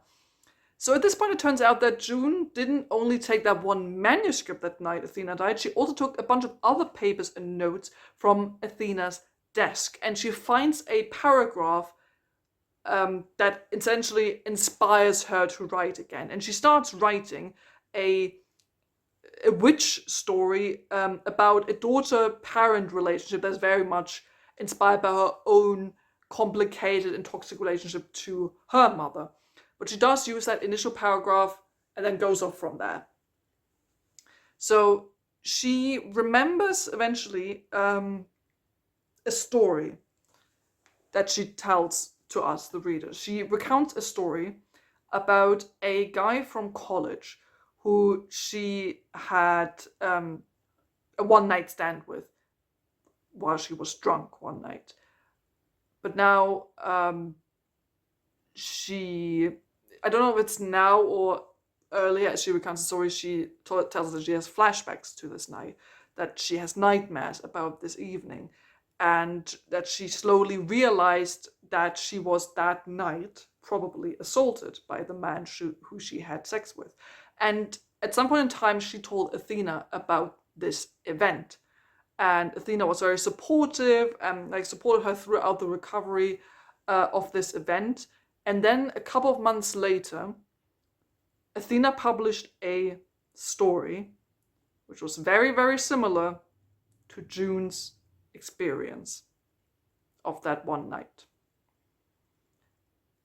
And here it's really pushed to the forefront this idea of Athena having this habit of using other people's real stories that they told her and using them for her own benefits. Like, again, sort of also like putting doubt on her, throwing a shadow on her, being like, well, how much originality is really in Athena's own writing if a lot of her stories were essentially just other people's accounts that she heard or read about and then just expanded upon by herself. Like, you could very much argue that Athena also stole from June, which is essentially also what June is saying, that Athena stole from her and then used this for her own for her own publishing career. And I think that's a legitimate conversation to have, especially also from a legal point of view, because if you write a story that includes real life people or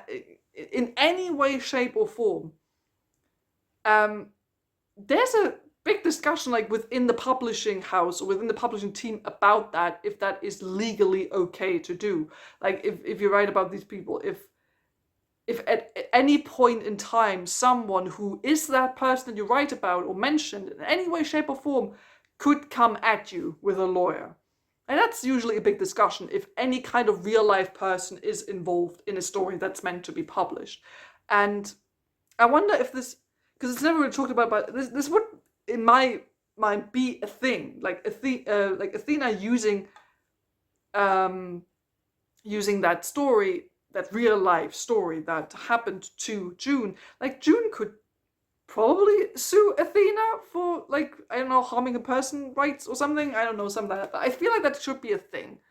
It's never really talked about, but I thought that could have been a potentially interesting aspect, that Athena also essentially like hurts people's rights by using their stories, because that's kind of a big thing if you write about real life people and publish stories about them. So June writes this new book, this witch story. It's released to mild to okay-ish reception. In chapter 16,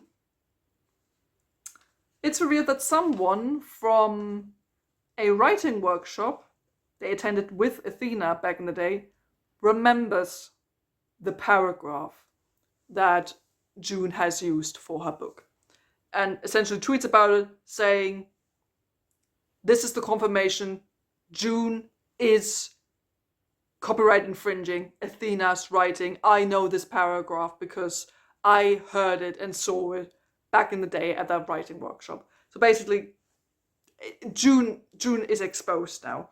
Like June, as a reaction to that, shuts off completely. Like she shuts everything off, gets drunk. She essentially has like a complete breakdown. Like people don't want to have anything to do with her. People abandon her. She misses out on opportunities. People fire her from jobs. Her management becomes completely quiet, not communicating with her at all.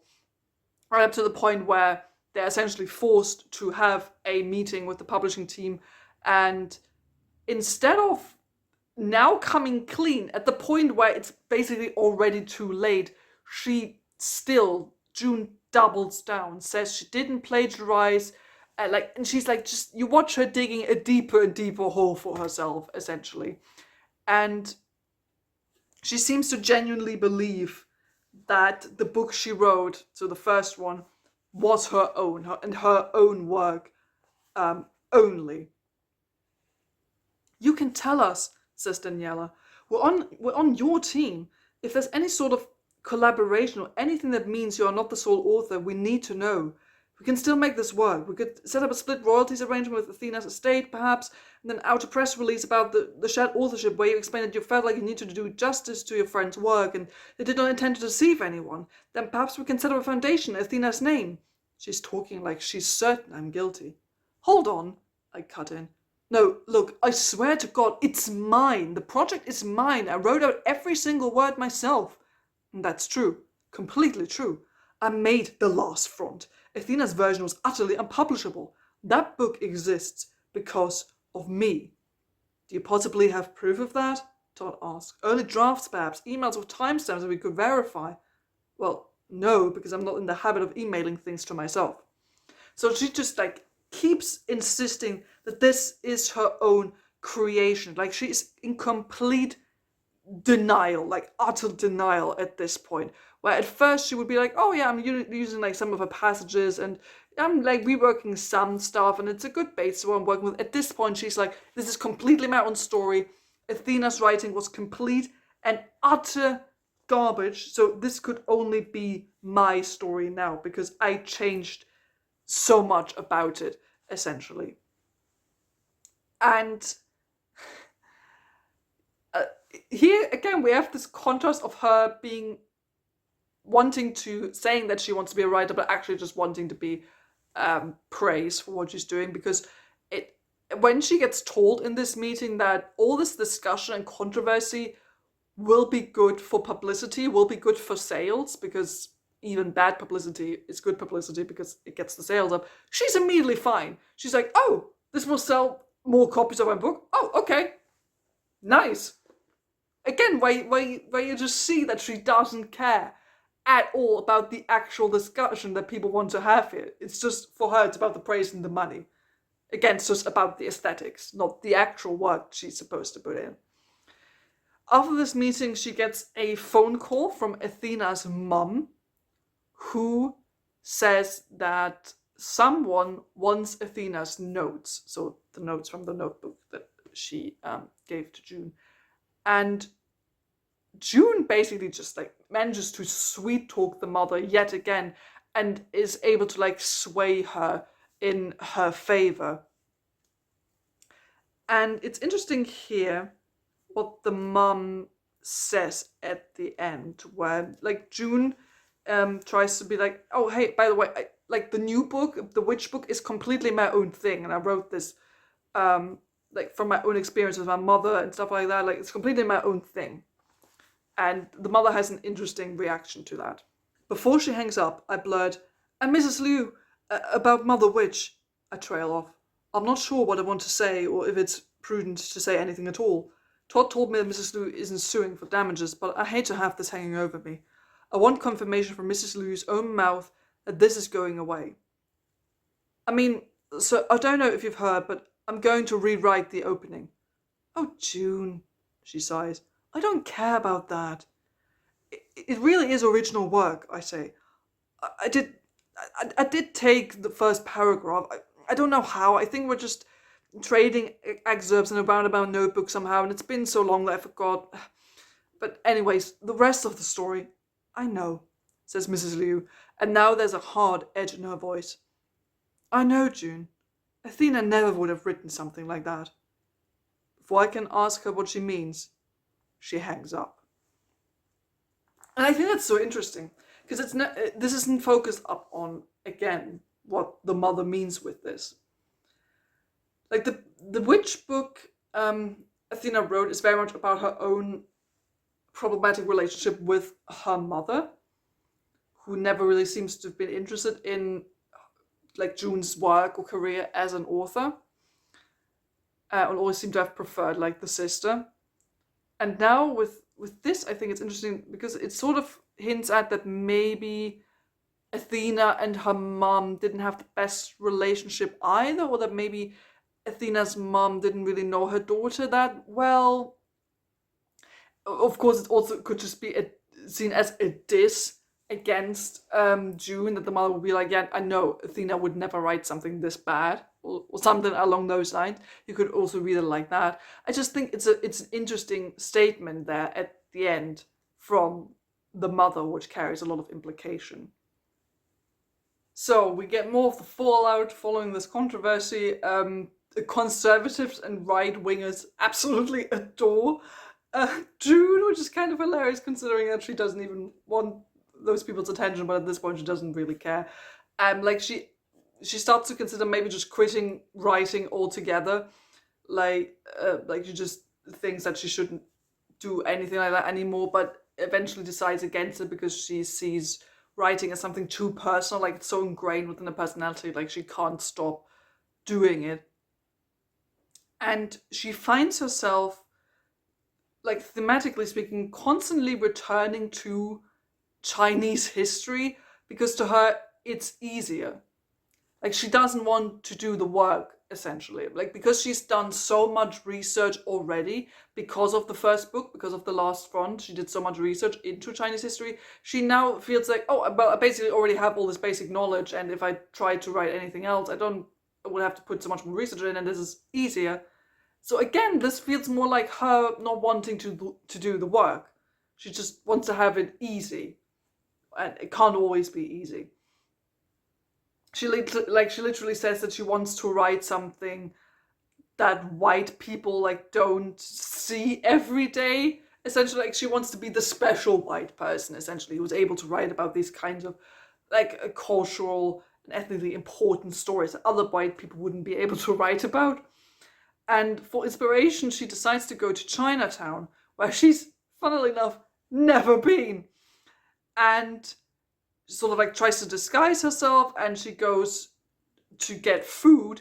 She's disgusted by the authentic Chinese food that's being served there.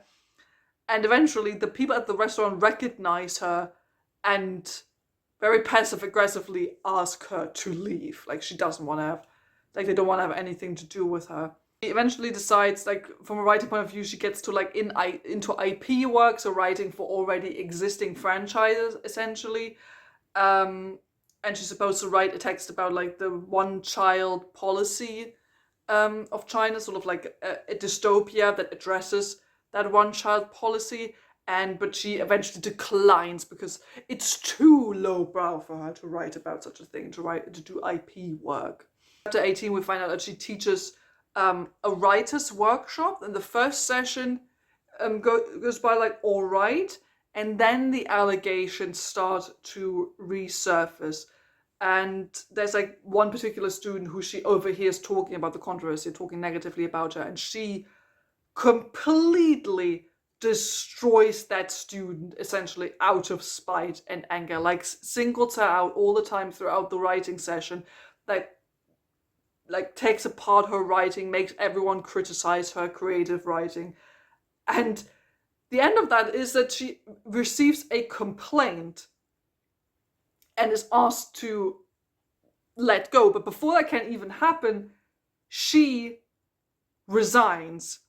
And because essentially she wants to have the upper hand and be like, well, I'd rather resign before they can throw me out. And somehow she's able to even make that sound racist. So this is the conversation she has with the person who employed her in the first place for the writing workshop. Peggy doesn't seem the least bit suspicious. If anything, she sounds eager. Perhaps she too has been secretly hoping I would quit on my own. I echo along. I'm sorry to leave the class. Oh, we'll figure it out. There are some local writers in the area. We'll have to find a substitute for tomorrow, so I might ask Rachel from the office to step in. She trails off.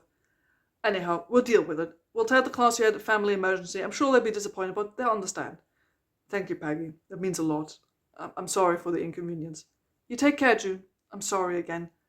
I hang up, then flop back onto my bed and groan in relief.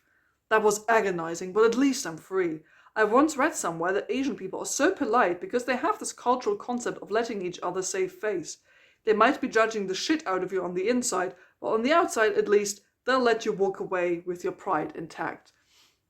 So even after like all the research she's done about like Asian American culture, about Chinese history, she hasn't picked up on any nuance. She like keeps using like those cliches, applies them to like all people who look vaguely Asian American, and she just doesn't understand like where the problem in that lies, and she's generalizing so hard on so many issues. In chapter 19, she goes to visit her mother, who she, as I've mentioned, has a very rocky relationship with. She feels neglected by her and feels like the mother never showed any interest in her hobbies, especially in writing. And in her old childhood bedroom, she finds old notebooks. And she flips through them and talks about what writing used to be like for her, especially before she met Athena. I miss writing before I met Athena Lou. But enter professional publishing and suddenly writing is a matter of professional jealousies, obscure marketing budgets, and advances that don't measure up to those of your peers. Editors go in and mess around with your words, your vision. Marketing and publicity make you distill hundreds of pages of careful, nuanced reflection into cute, tweet-sized talking points. Readers inflict their own expectations not just on the story, but on your politics, your philosophy, your stance on all things ethical. You, not your writing, become the product. Your looks, your wit, your quippy clapbacks and factional alignments with online beefs that no one in the real world gives a shit about. And once you're writing for the market, it doesn't matter what stories are burning inside you. It matters what audience want to see, and no one cares about the inner musings of a plain, straight white girl from Philly. They want the new and exotic, the diverse, and if I want to stay afloat, that's what I have to give them. Racism aside, which obviously this last paragraph very much is, it's interesting that she complains here about the publishing industry, like especially on a professional level, but never seems to consider to pursue writing as just a hobby, like something she just does on the side. Because she could very much just do that. She could just write in her spare time, write whatever stories she wants. She doesn't have to get published. She doesn't need to have the publishing industry like breathe down her neck, have editors work through her story. If she just did it for fun, like as a hobby, she would be so much happier with all of this. But she's very much trapped in this sort of like I don't know, like capitalist professional mindset where you need to be published in order to be a proper author. You need to sell lots and lots of copies of your book. You need to make the money. You need to talk to publishing. You need to get into the marketing. Like it's all like how it's all become personalized. But she never herself seems to consider the idea that writing can also just be a fun thing you do. That's never something she seems to think about, which I think is interesting. That this doesn't even occur to her at any point in time.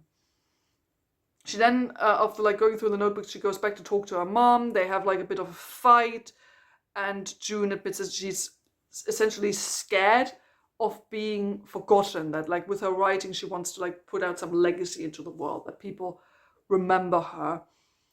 And the mom explains that she didn't support June's writing so much because her explanation is that she didn't want June to get hurt in case it didn't work out, which I think is a fair point to a certain degree. Obviously, parents shouldn't neglect their child like this about a hobby they're so passionate about. Naturally, a parent should show interest, especially once you notice that your child might want to take this in a professional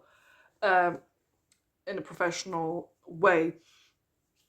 But I also can kind of understand the sentiment because, I mean, I mentioned this before, not every writer can live off of their writing. Like most people who write probably don't.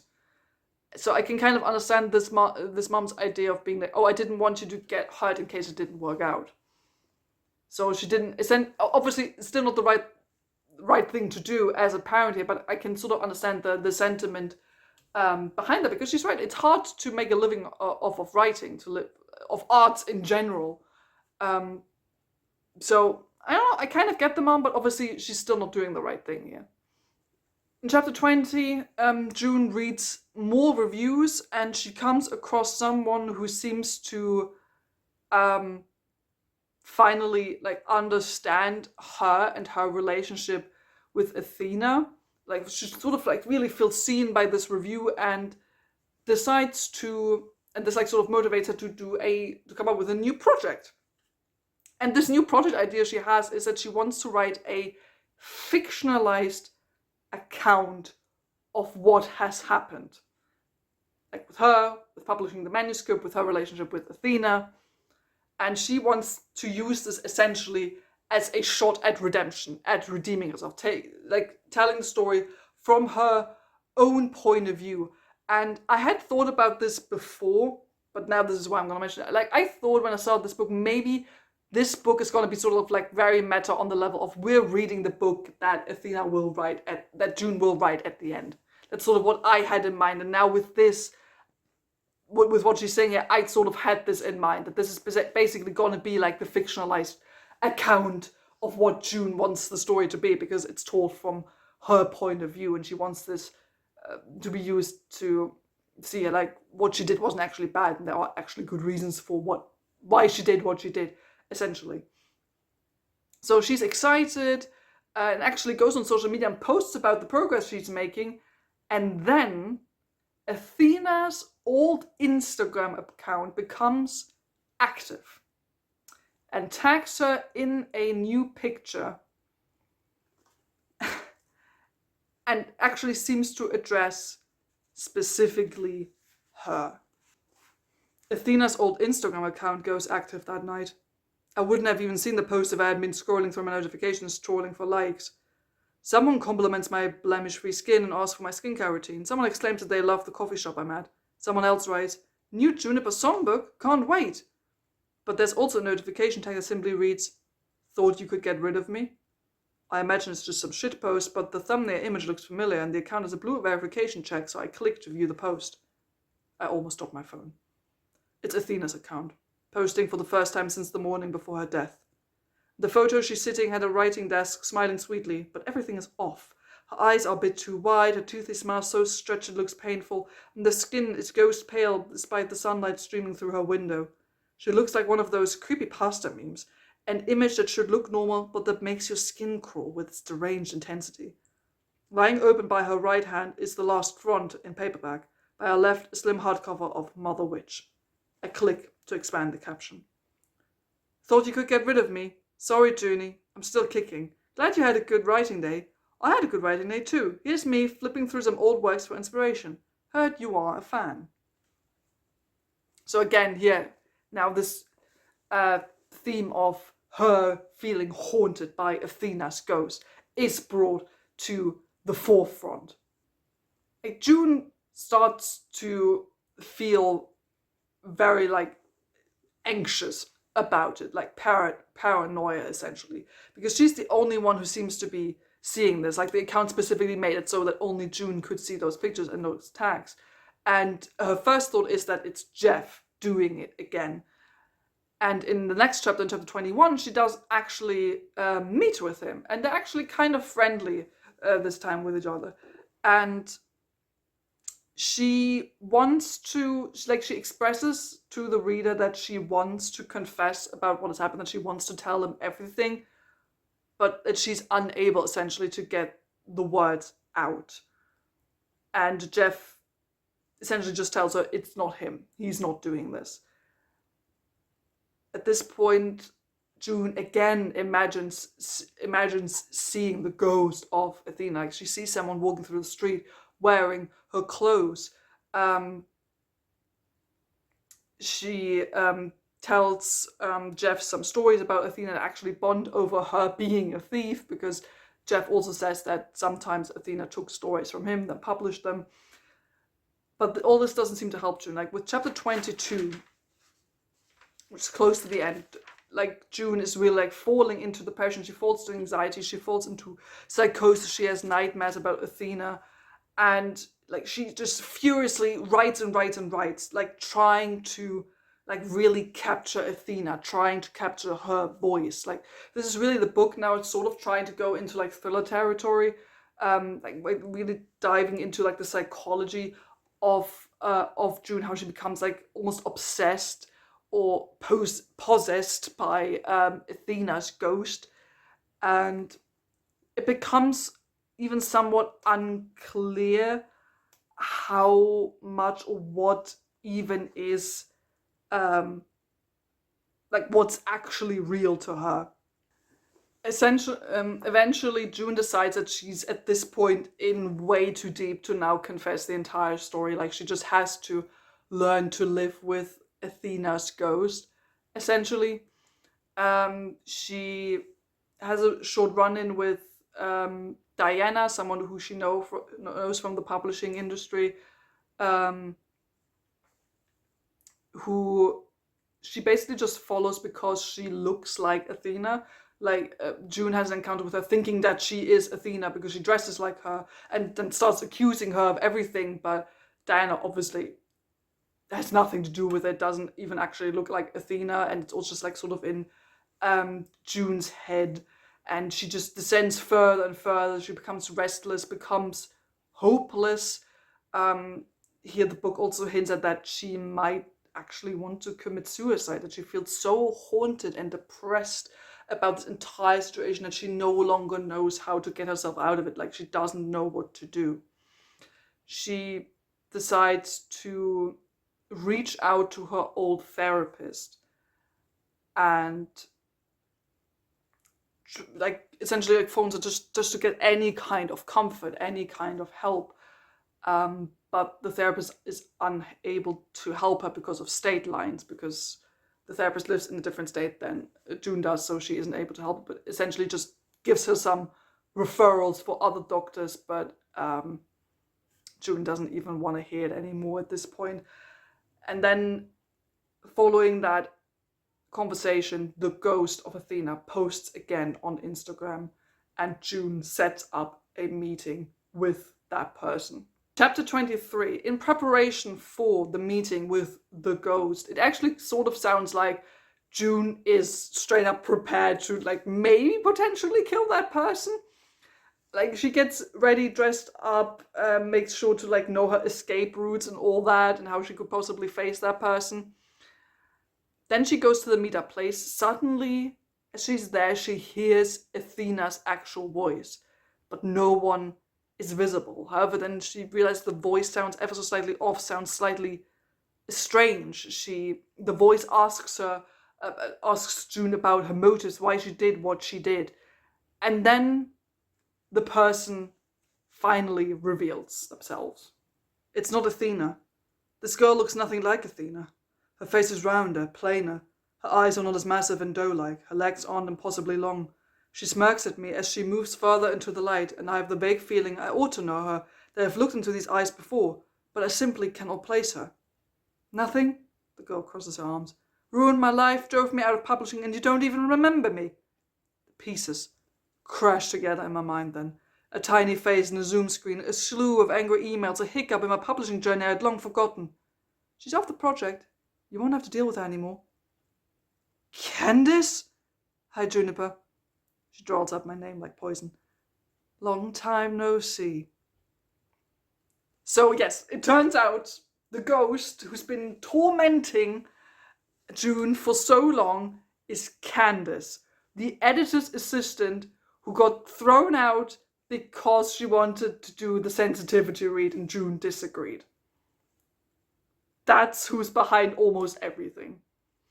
And she essentially did it for revenge. Why? My brain has short-circuited. I can't articulate my confusion into questions. Why? Simple, Candace sings. You ruined my life, I ruined yours. But I didn't. Do you have any idea how hard it is to get a job in publishing once you're on Daniela Woodhouse blacklist? They fired me over a Goodreads rating. A fucking Goodreads rating. Does that ring a bell? I didn't even get severance. Candace's words spill out of her, a hornet's nest of spite. She talks like she's been keeping this bubble up inside for years, like if she doesn't get it all out, she'll explode. Unprofessional conduct, they said. I couldn't pay rent. I slept in the fucking bathtub for weeks. I applied for dozens of openings I was overqualified for. No one would even email me back. They said I was toxic, said I didn't know how to maintain boundaries with authors. Is that what you wanted? Did you gloat? I'm sorry, I managed. I don't know what you're talking about. I don't know what you're talking about, Candace mimics. Is that how you get away with everything? Batting your eyelashes and pretending to be a fucking idiot? Really, Candace, I don't... God, stop lying. Candace's voice flies up several octaves and... You confessed! You finally confessed! I heard you! I wonder then if Candace might not be entirely well. She sounds unhinged. Dangerous. So this is the reveal that we get, the explanation for why Candace did what she did. I love how as soon as June realizes that it's Candace, like someone who she knows, who she has met, who's an actual living person, she immediately sort of like deflects again. She's like, oh, I don't remember. This is just like, this is what this is happening? And oh my God, you're actually unhinged. Like she immediately becomes like scared and like pushes herself into the victim role yet again. And Candace then explains to her why this entire situation has been so difficult. It explains what it's all about, like how hard it is for authors to get published, especially if you're not a white author. Like how hard it is to like write outside your niche if you're not a white person. Like there are sort of like certain expectations put up on you, what certain people can write about. I cross my arms over my face. Candace, stop. How much do you think Mrs. Liu deserves? Can't you understand what it was like? I beg. Even a little bit? Athena had fucking everything. It wasn't fair. Is that how you justify it? But it's true, isn't it? Athena had it made. You people, I mean diverse people, you're all they want. Oh my god. Candace presses a palm against her forehead. You really are insane. Do all white people talk like this? It's true, I insist. I'm just the only one who saw it. Do you know how much shit Athena got from this industry? Candace demands. They marked her as their token exotic Asian girl. Every time she tried to branch out to new projects, they kept insisting that Asian was her brand, was what her audience expected. They never let her talk about anything other than being an immigrant, other than the fact that half her family died in Cambodia, their dad killed himself on the 20th anniversary of Tiananmen. Racial trauma sells, right? They treated her like a museum object. That was her marketing point, being a Chinese tragedy. She leaned into it too. She knew the rules. She fucking milked it for all it was worth. And if Athena is a success story, what does that mean for the rest of us? Candace's voice hardens. Do you know what it's like to pitch a book and be told they already have an Asian writer? That they can't put out 2 minority stories in the same season? That Athena Liu already exists, so you're redundant. This industry is built on silencing us, stomping us into the ground and hurling money at white people to produce racist stereotypes of us. You're right though. Every so often someone in this industry develops a conscience and gives a non-white creator a chance, and then the whole carnival rallies around that book like it's the only diverse work ever to exist. I've been on the other side. I've seen it happen. I've been in the room when we pick our one spicy book of the season, when we decide who's educated and articulate, attractive, but marginalized enough to make good on our marketing budget. It's sick, you know? But suppose it's nice to be the token. If the rules are broken, you might as well ride the diversity elevator all the way to the top. Wasn't that your logic? Candace, can you imagine how they'll fawn over this? She spreads her hands in the air like she's tracing out a rainbow. Yellowface by Candace Lee. Candace, I beg you, don't do this. If I don't go public, will you? And now, we're going to talk about this in a second, but now, right after that, she says something I think is very interesting. Because then June asks her why she's doing it, if this is for Athena. I open my mouth and close it. I can't answer that. She knows I can't answer that. Candace, please. Athena wouldn't have wanted this. Who cares about Athena? Candace barks out a lot. Fuck Athena. We all hated that bitch. This is for me. Okay, long excerpt, I know, but I just think this entire monologue is quite interesting because it's essentially what I mentioned earlier. That this is the entire side of the argument that June is just not seeing, that still large part of the industry are white. Most people who are being published nowadays are still white. And if you are a person of color or Asian American or whatever, lots of people want to put you in a certain, they want to stuck you into a specific drawer, and that's the only place where you were allowed to be. That's the only place where you're allowed to write stories. You're only allowed to write stories about being marginalized, about being a victim, about being not privileged. And that, yes, there are certain minorities where white people will be like, oh, we already have one member of this minority, we don't need another one.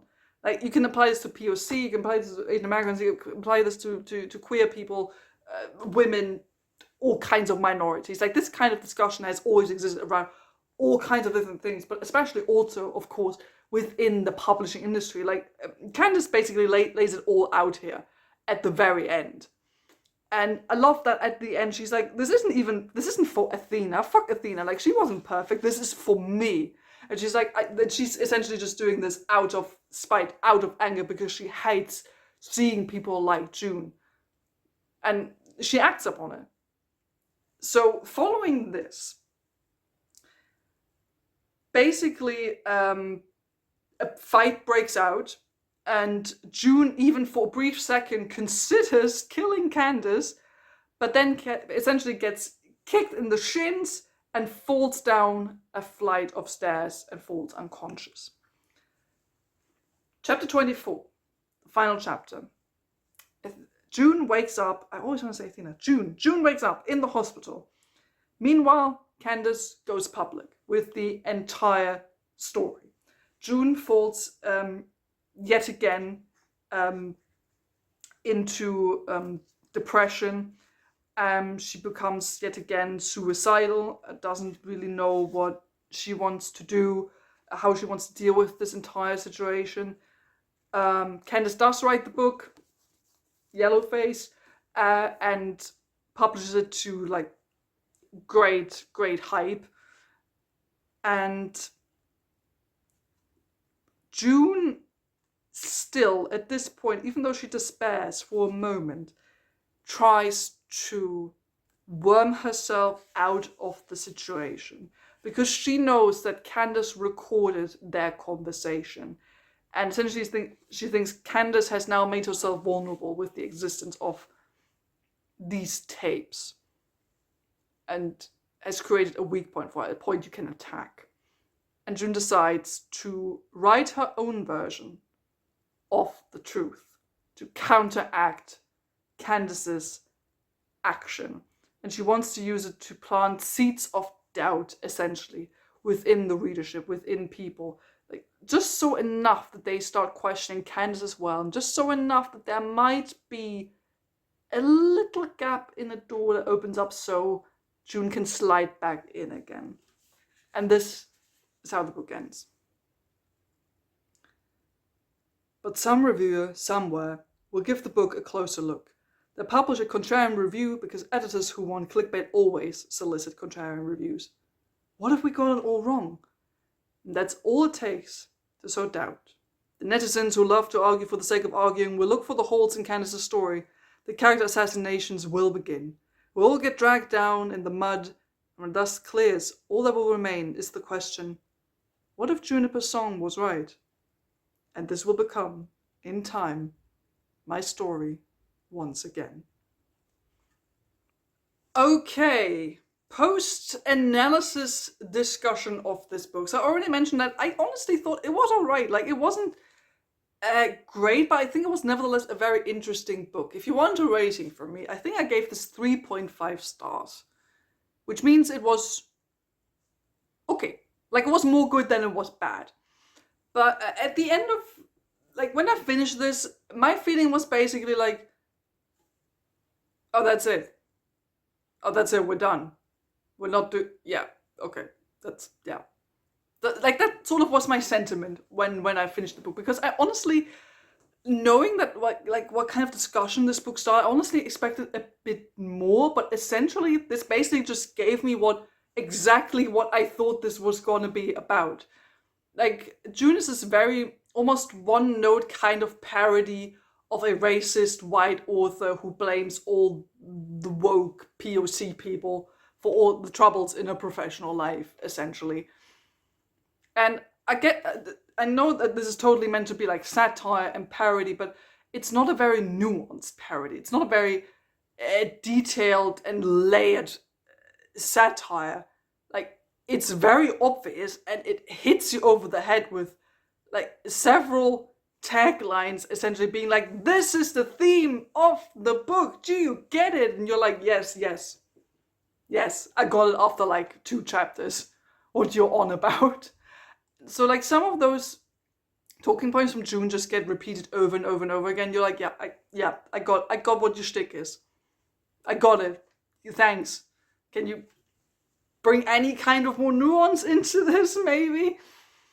Like, don't get me wrong, I think June is potentially a very interesting character, but I think the most interesting aspects of her character don't get explored enough. Like, for example, the relationship with her mother comes up like 2 or 3 times throughout the book. That one is really interesting, I think. Like, this sort of toxic relationship they have with each other, that she never felt supported by her mother, but the mother very much had more this image of like a classic kind of career for her kids, because we see that she prefers the sister who has this like sort of like just like very classic middle class kind of life that June doesn't have.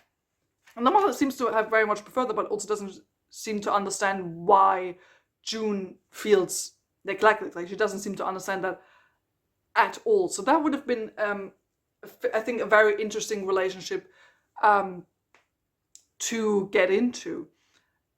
And the most prominent relationship that would have been more interesting to get into is this friendship between Athena and June. Obviously, it is a large part in this book, this relationship between these two. But I honestly thought there was more potential to explore this. Like, why? Because it is described that they were friends or are friends, but it was hard to understand for me how this friendship even started, or like, because at some point June must have liked Athena, must have liked something about her. There must have been a good reason why they became close friends at some point.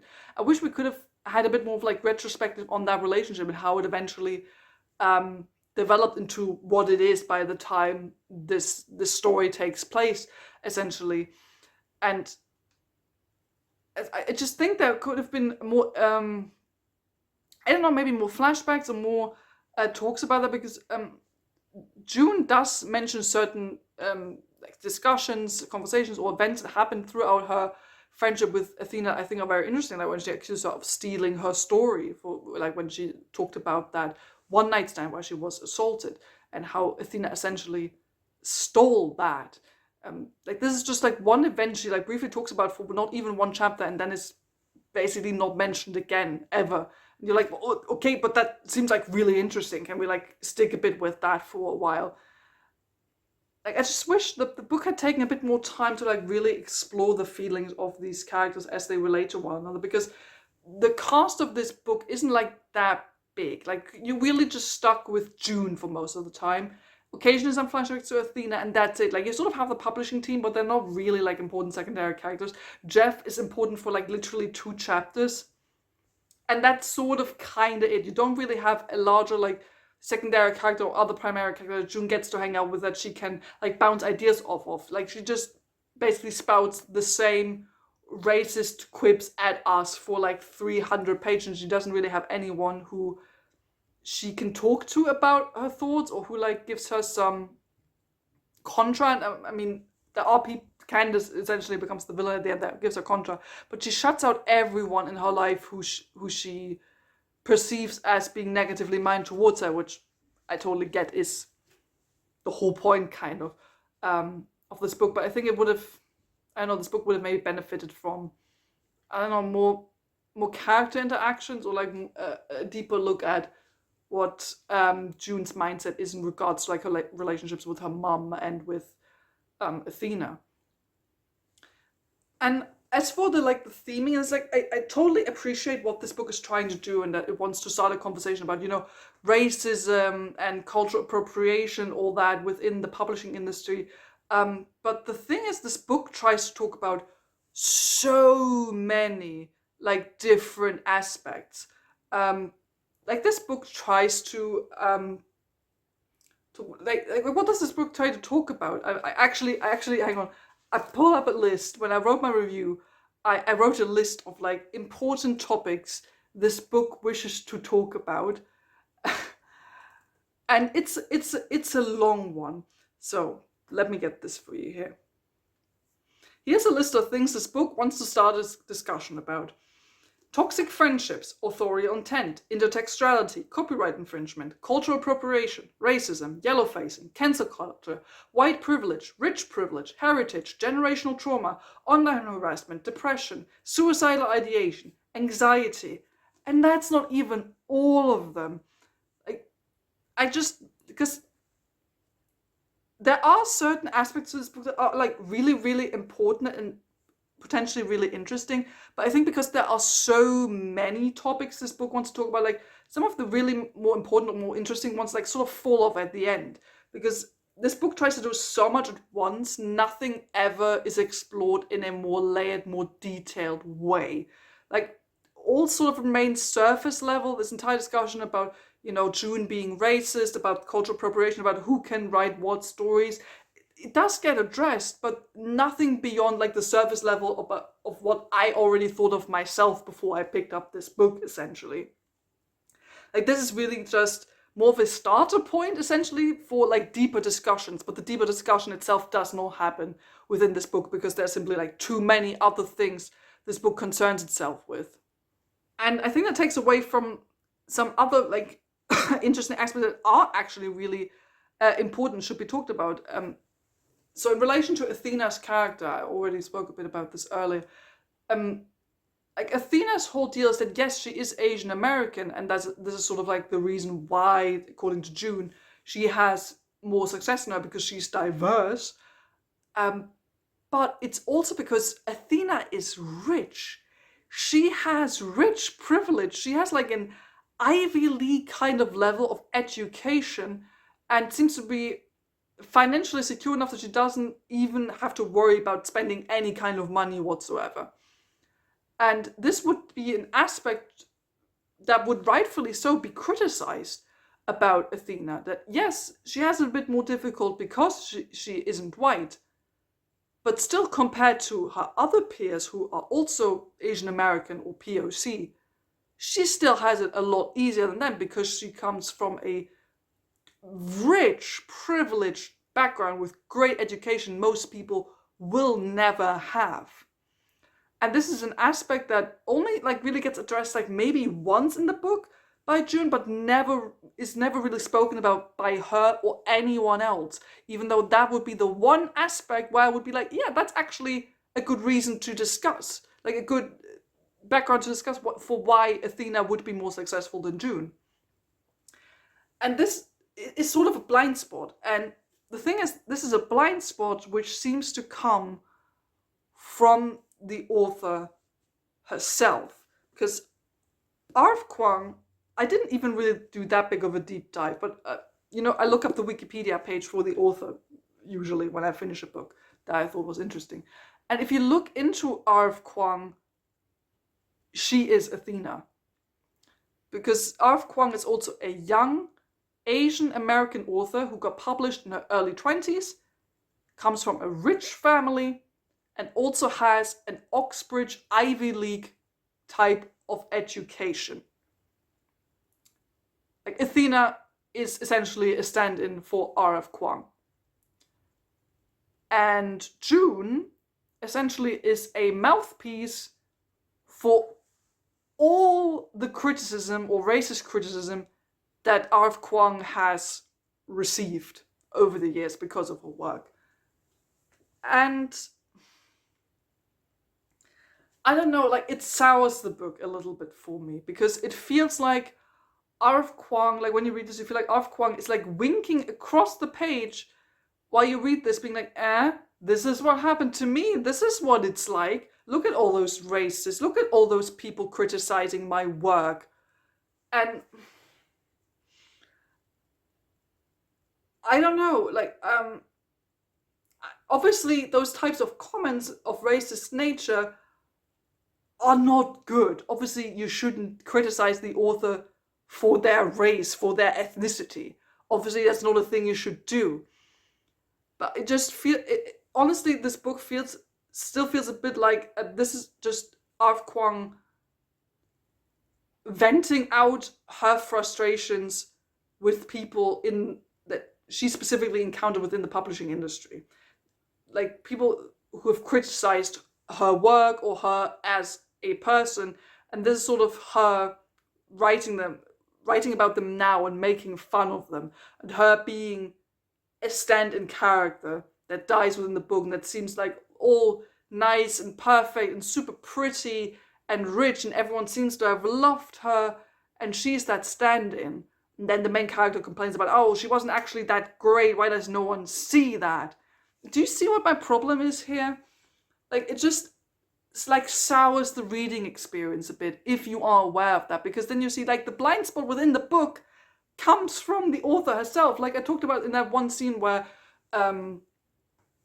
June says that now that she has money, she can finally afford some nice things like health insurance and going to the dentist. And you're like, is this what rich people think people would do if they got money suddenly? I don't know, like that's one of those indicators where I was like, oh, is this the author not knowing that? Is that the character not knowing that? Because there's clearly an element of classism and rich privilege to Athena's character and to the publishing industry as a whole, and also to R.F. Kuang as a person, that is not being properly explored. Like, it's scratched at once, like briefly, but never mentioned again by anyone else, even though that would be the one actual interesting aspect worth discussing when it comes to criticism of Athena within the book. But because that's sort of R.F. Kuang's own blind spot, it doesn't really find a place within this book. And then this book at the end just feels a little bit too much like R.F. Kuang, like just winking at you, being like, yeah, see, that's what it's like. That's what it's like, and those people are stupid and racist for criticizing me. Obviously, I'm exaggerating here, but that's kind of what this feels like a bit. So maybe a few words here on the ending of the book before we finish. Like, I think this ending will be very hit or miss depending on the reader. Like, I thought we were sort of going with this route of, oh, Yellowface, the book we're reading right now, will probably be the book someone, if not even June, writes in the book herself, like sort of this sort of meta level kind of narrative. It felt a little predictable. Like, I thought Candace would probably make a comeback, or would be someone June's pissed off during the story. Like, I do appreciate the aspect where it sort of becomes Macbeth-ish, where you feel like, oh, is she actually haunted? But of course, no, because it's not that type of book. It feels a little bit sequel baity. I wasn't quite sure, because at the end June is like, oh, and in some time this will be my story once again in the future. And you're like, is this sequel bait? Is this a little bit of sequel bait? I don't know. Like, I did appreciate seeing like June's descent into madness. Like, I thought that was described very well, and again had this sort of Macbeth style that I liked about it, that you could really tell how June became really obsessed with just like the image of Athena and the person, or the personality that Athena had. She becomes really obsessed with her, and like even tries to like really replicate her. That at some point in her mind she seems to, like, her own personality seems to meld sort of with her idea of Athena's personality. I did like that. But then at the end they throw in, it's not really, I guess, sort of a twist ending, and then it's like all dealt with, and it has a relatively like expected solution. And you're like, oh, okay, that's it. Oh, that's it now. Oh, we're done. Like, and that sort of sums up my entire feeling about this book. That at the end of the day, I was just like feeling like, really? That's it. That's all we're doing. So Yellowface, I think it's an interesting book. I honestly think it's an interesting book. It talks about some really like important themes within the publishing industry, and it does it with like a good sense of like dark humor and like very over the top cliched parody. That parody and sense of satire is not very nuanced. It's very much like hitting you over the head with it, with what it's trying to do. It overuses a lot of cliches that get repeated over and over and over again, which are at times really funny to read, but also are at times just get a little bit annoying. Like, the themes are important. I appreciate what R.F. Kuang tried to do here, because those are certainly things that we do need to talk about. The problem is just that those themes don't, in my opinion, don't get explored enough in detail, because there are so many themes that this book doesn't seem to be really able to like choose one or two core themes and then explore them deeper. There are just so many that others like fall off at the end, even though those would have been really, really interesting. And the issues that do fall off at the end are blind spots that R.F. Kuang seems to not really have considered at all, because of presumably her own background, because of her own story. And at the end, I don't think this is a bad book. I'm glad I read it. It was entertaining. I was just left with wanting more. Like, I was just expecting more of the book, and I think such an interesting premise had a lot more potential. And I don't know, in a way, I mean, R.F. Kuang could write a sequel for this, maybe explore stuff a bit deeper, or maybe someone else could pick up this idea and do something else with it. But for now, Yellowface, a very interesting book, maybe not as great or in-depth as you might expect, but I think still worth checking out if you're interested in the topic. So that's it for another way too long book review from me, Yellowface by R.F. Kuang. Have you read it? Do tell me down in the comments below what your thoughts and opinions are on this book. And as always, if you hop over to the community tab, you can vote for the next book that you want me to read for the next big book talk review. As always, there are going to be 4 different books by 4 different authors. You can choose what you want me to suffer through, so make sure you vote on that. Till then, thank you so much for watching, make it all the way through the end. As always, if you're curious to know what I'm currently reading, go check out my Goodreads or my story graph. Links for those, all those social media things are down in the description down below. You can follow me there. Yeah, thank you so much for watching. Don't forget to like and subscribe if you haven't done already. And I'll see all of you very soon. Goodbye.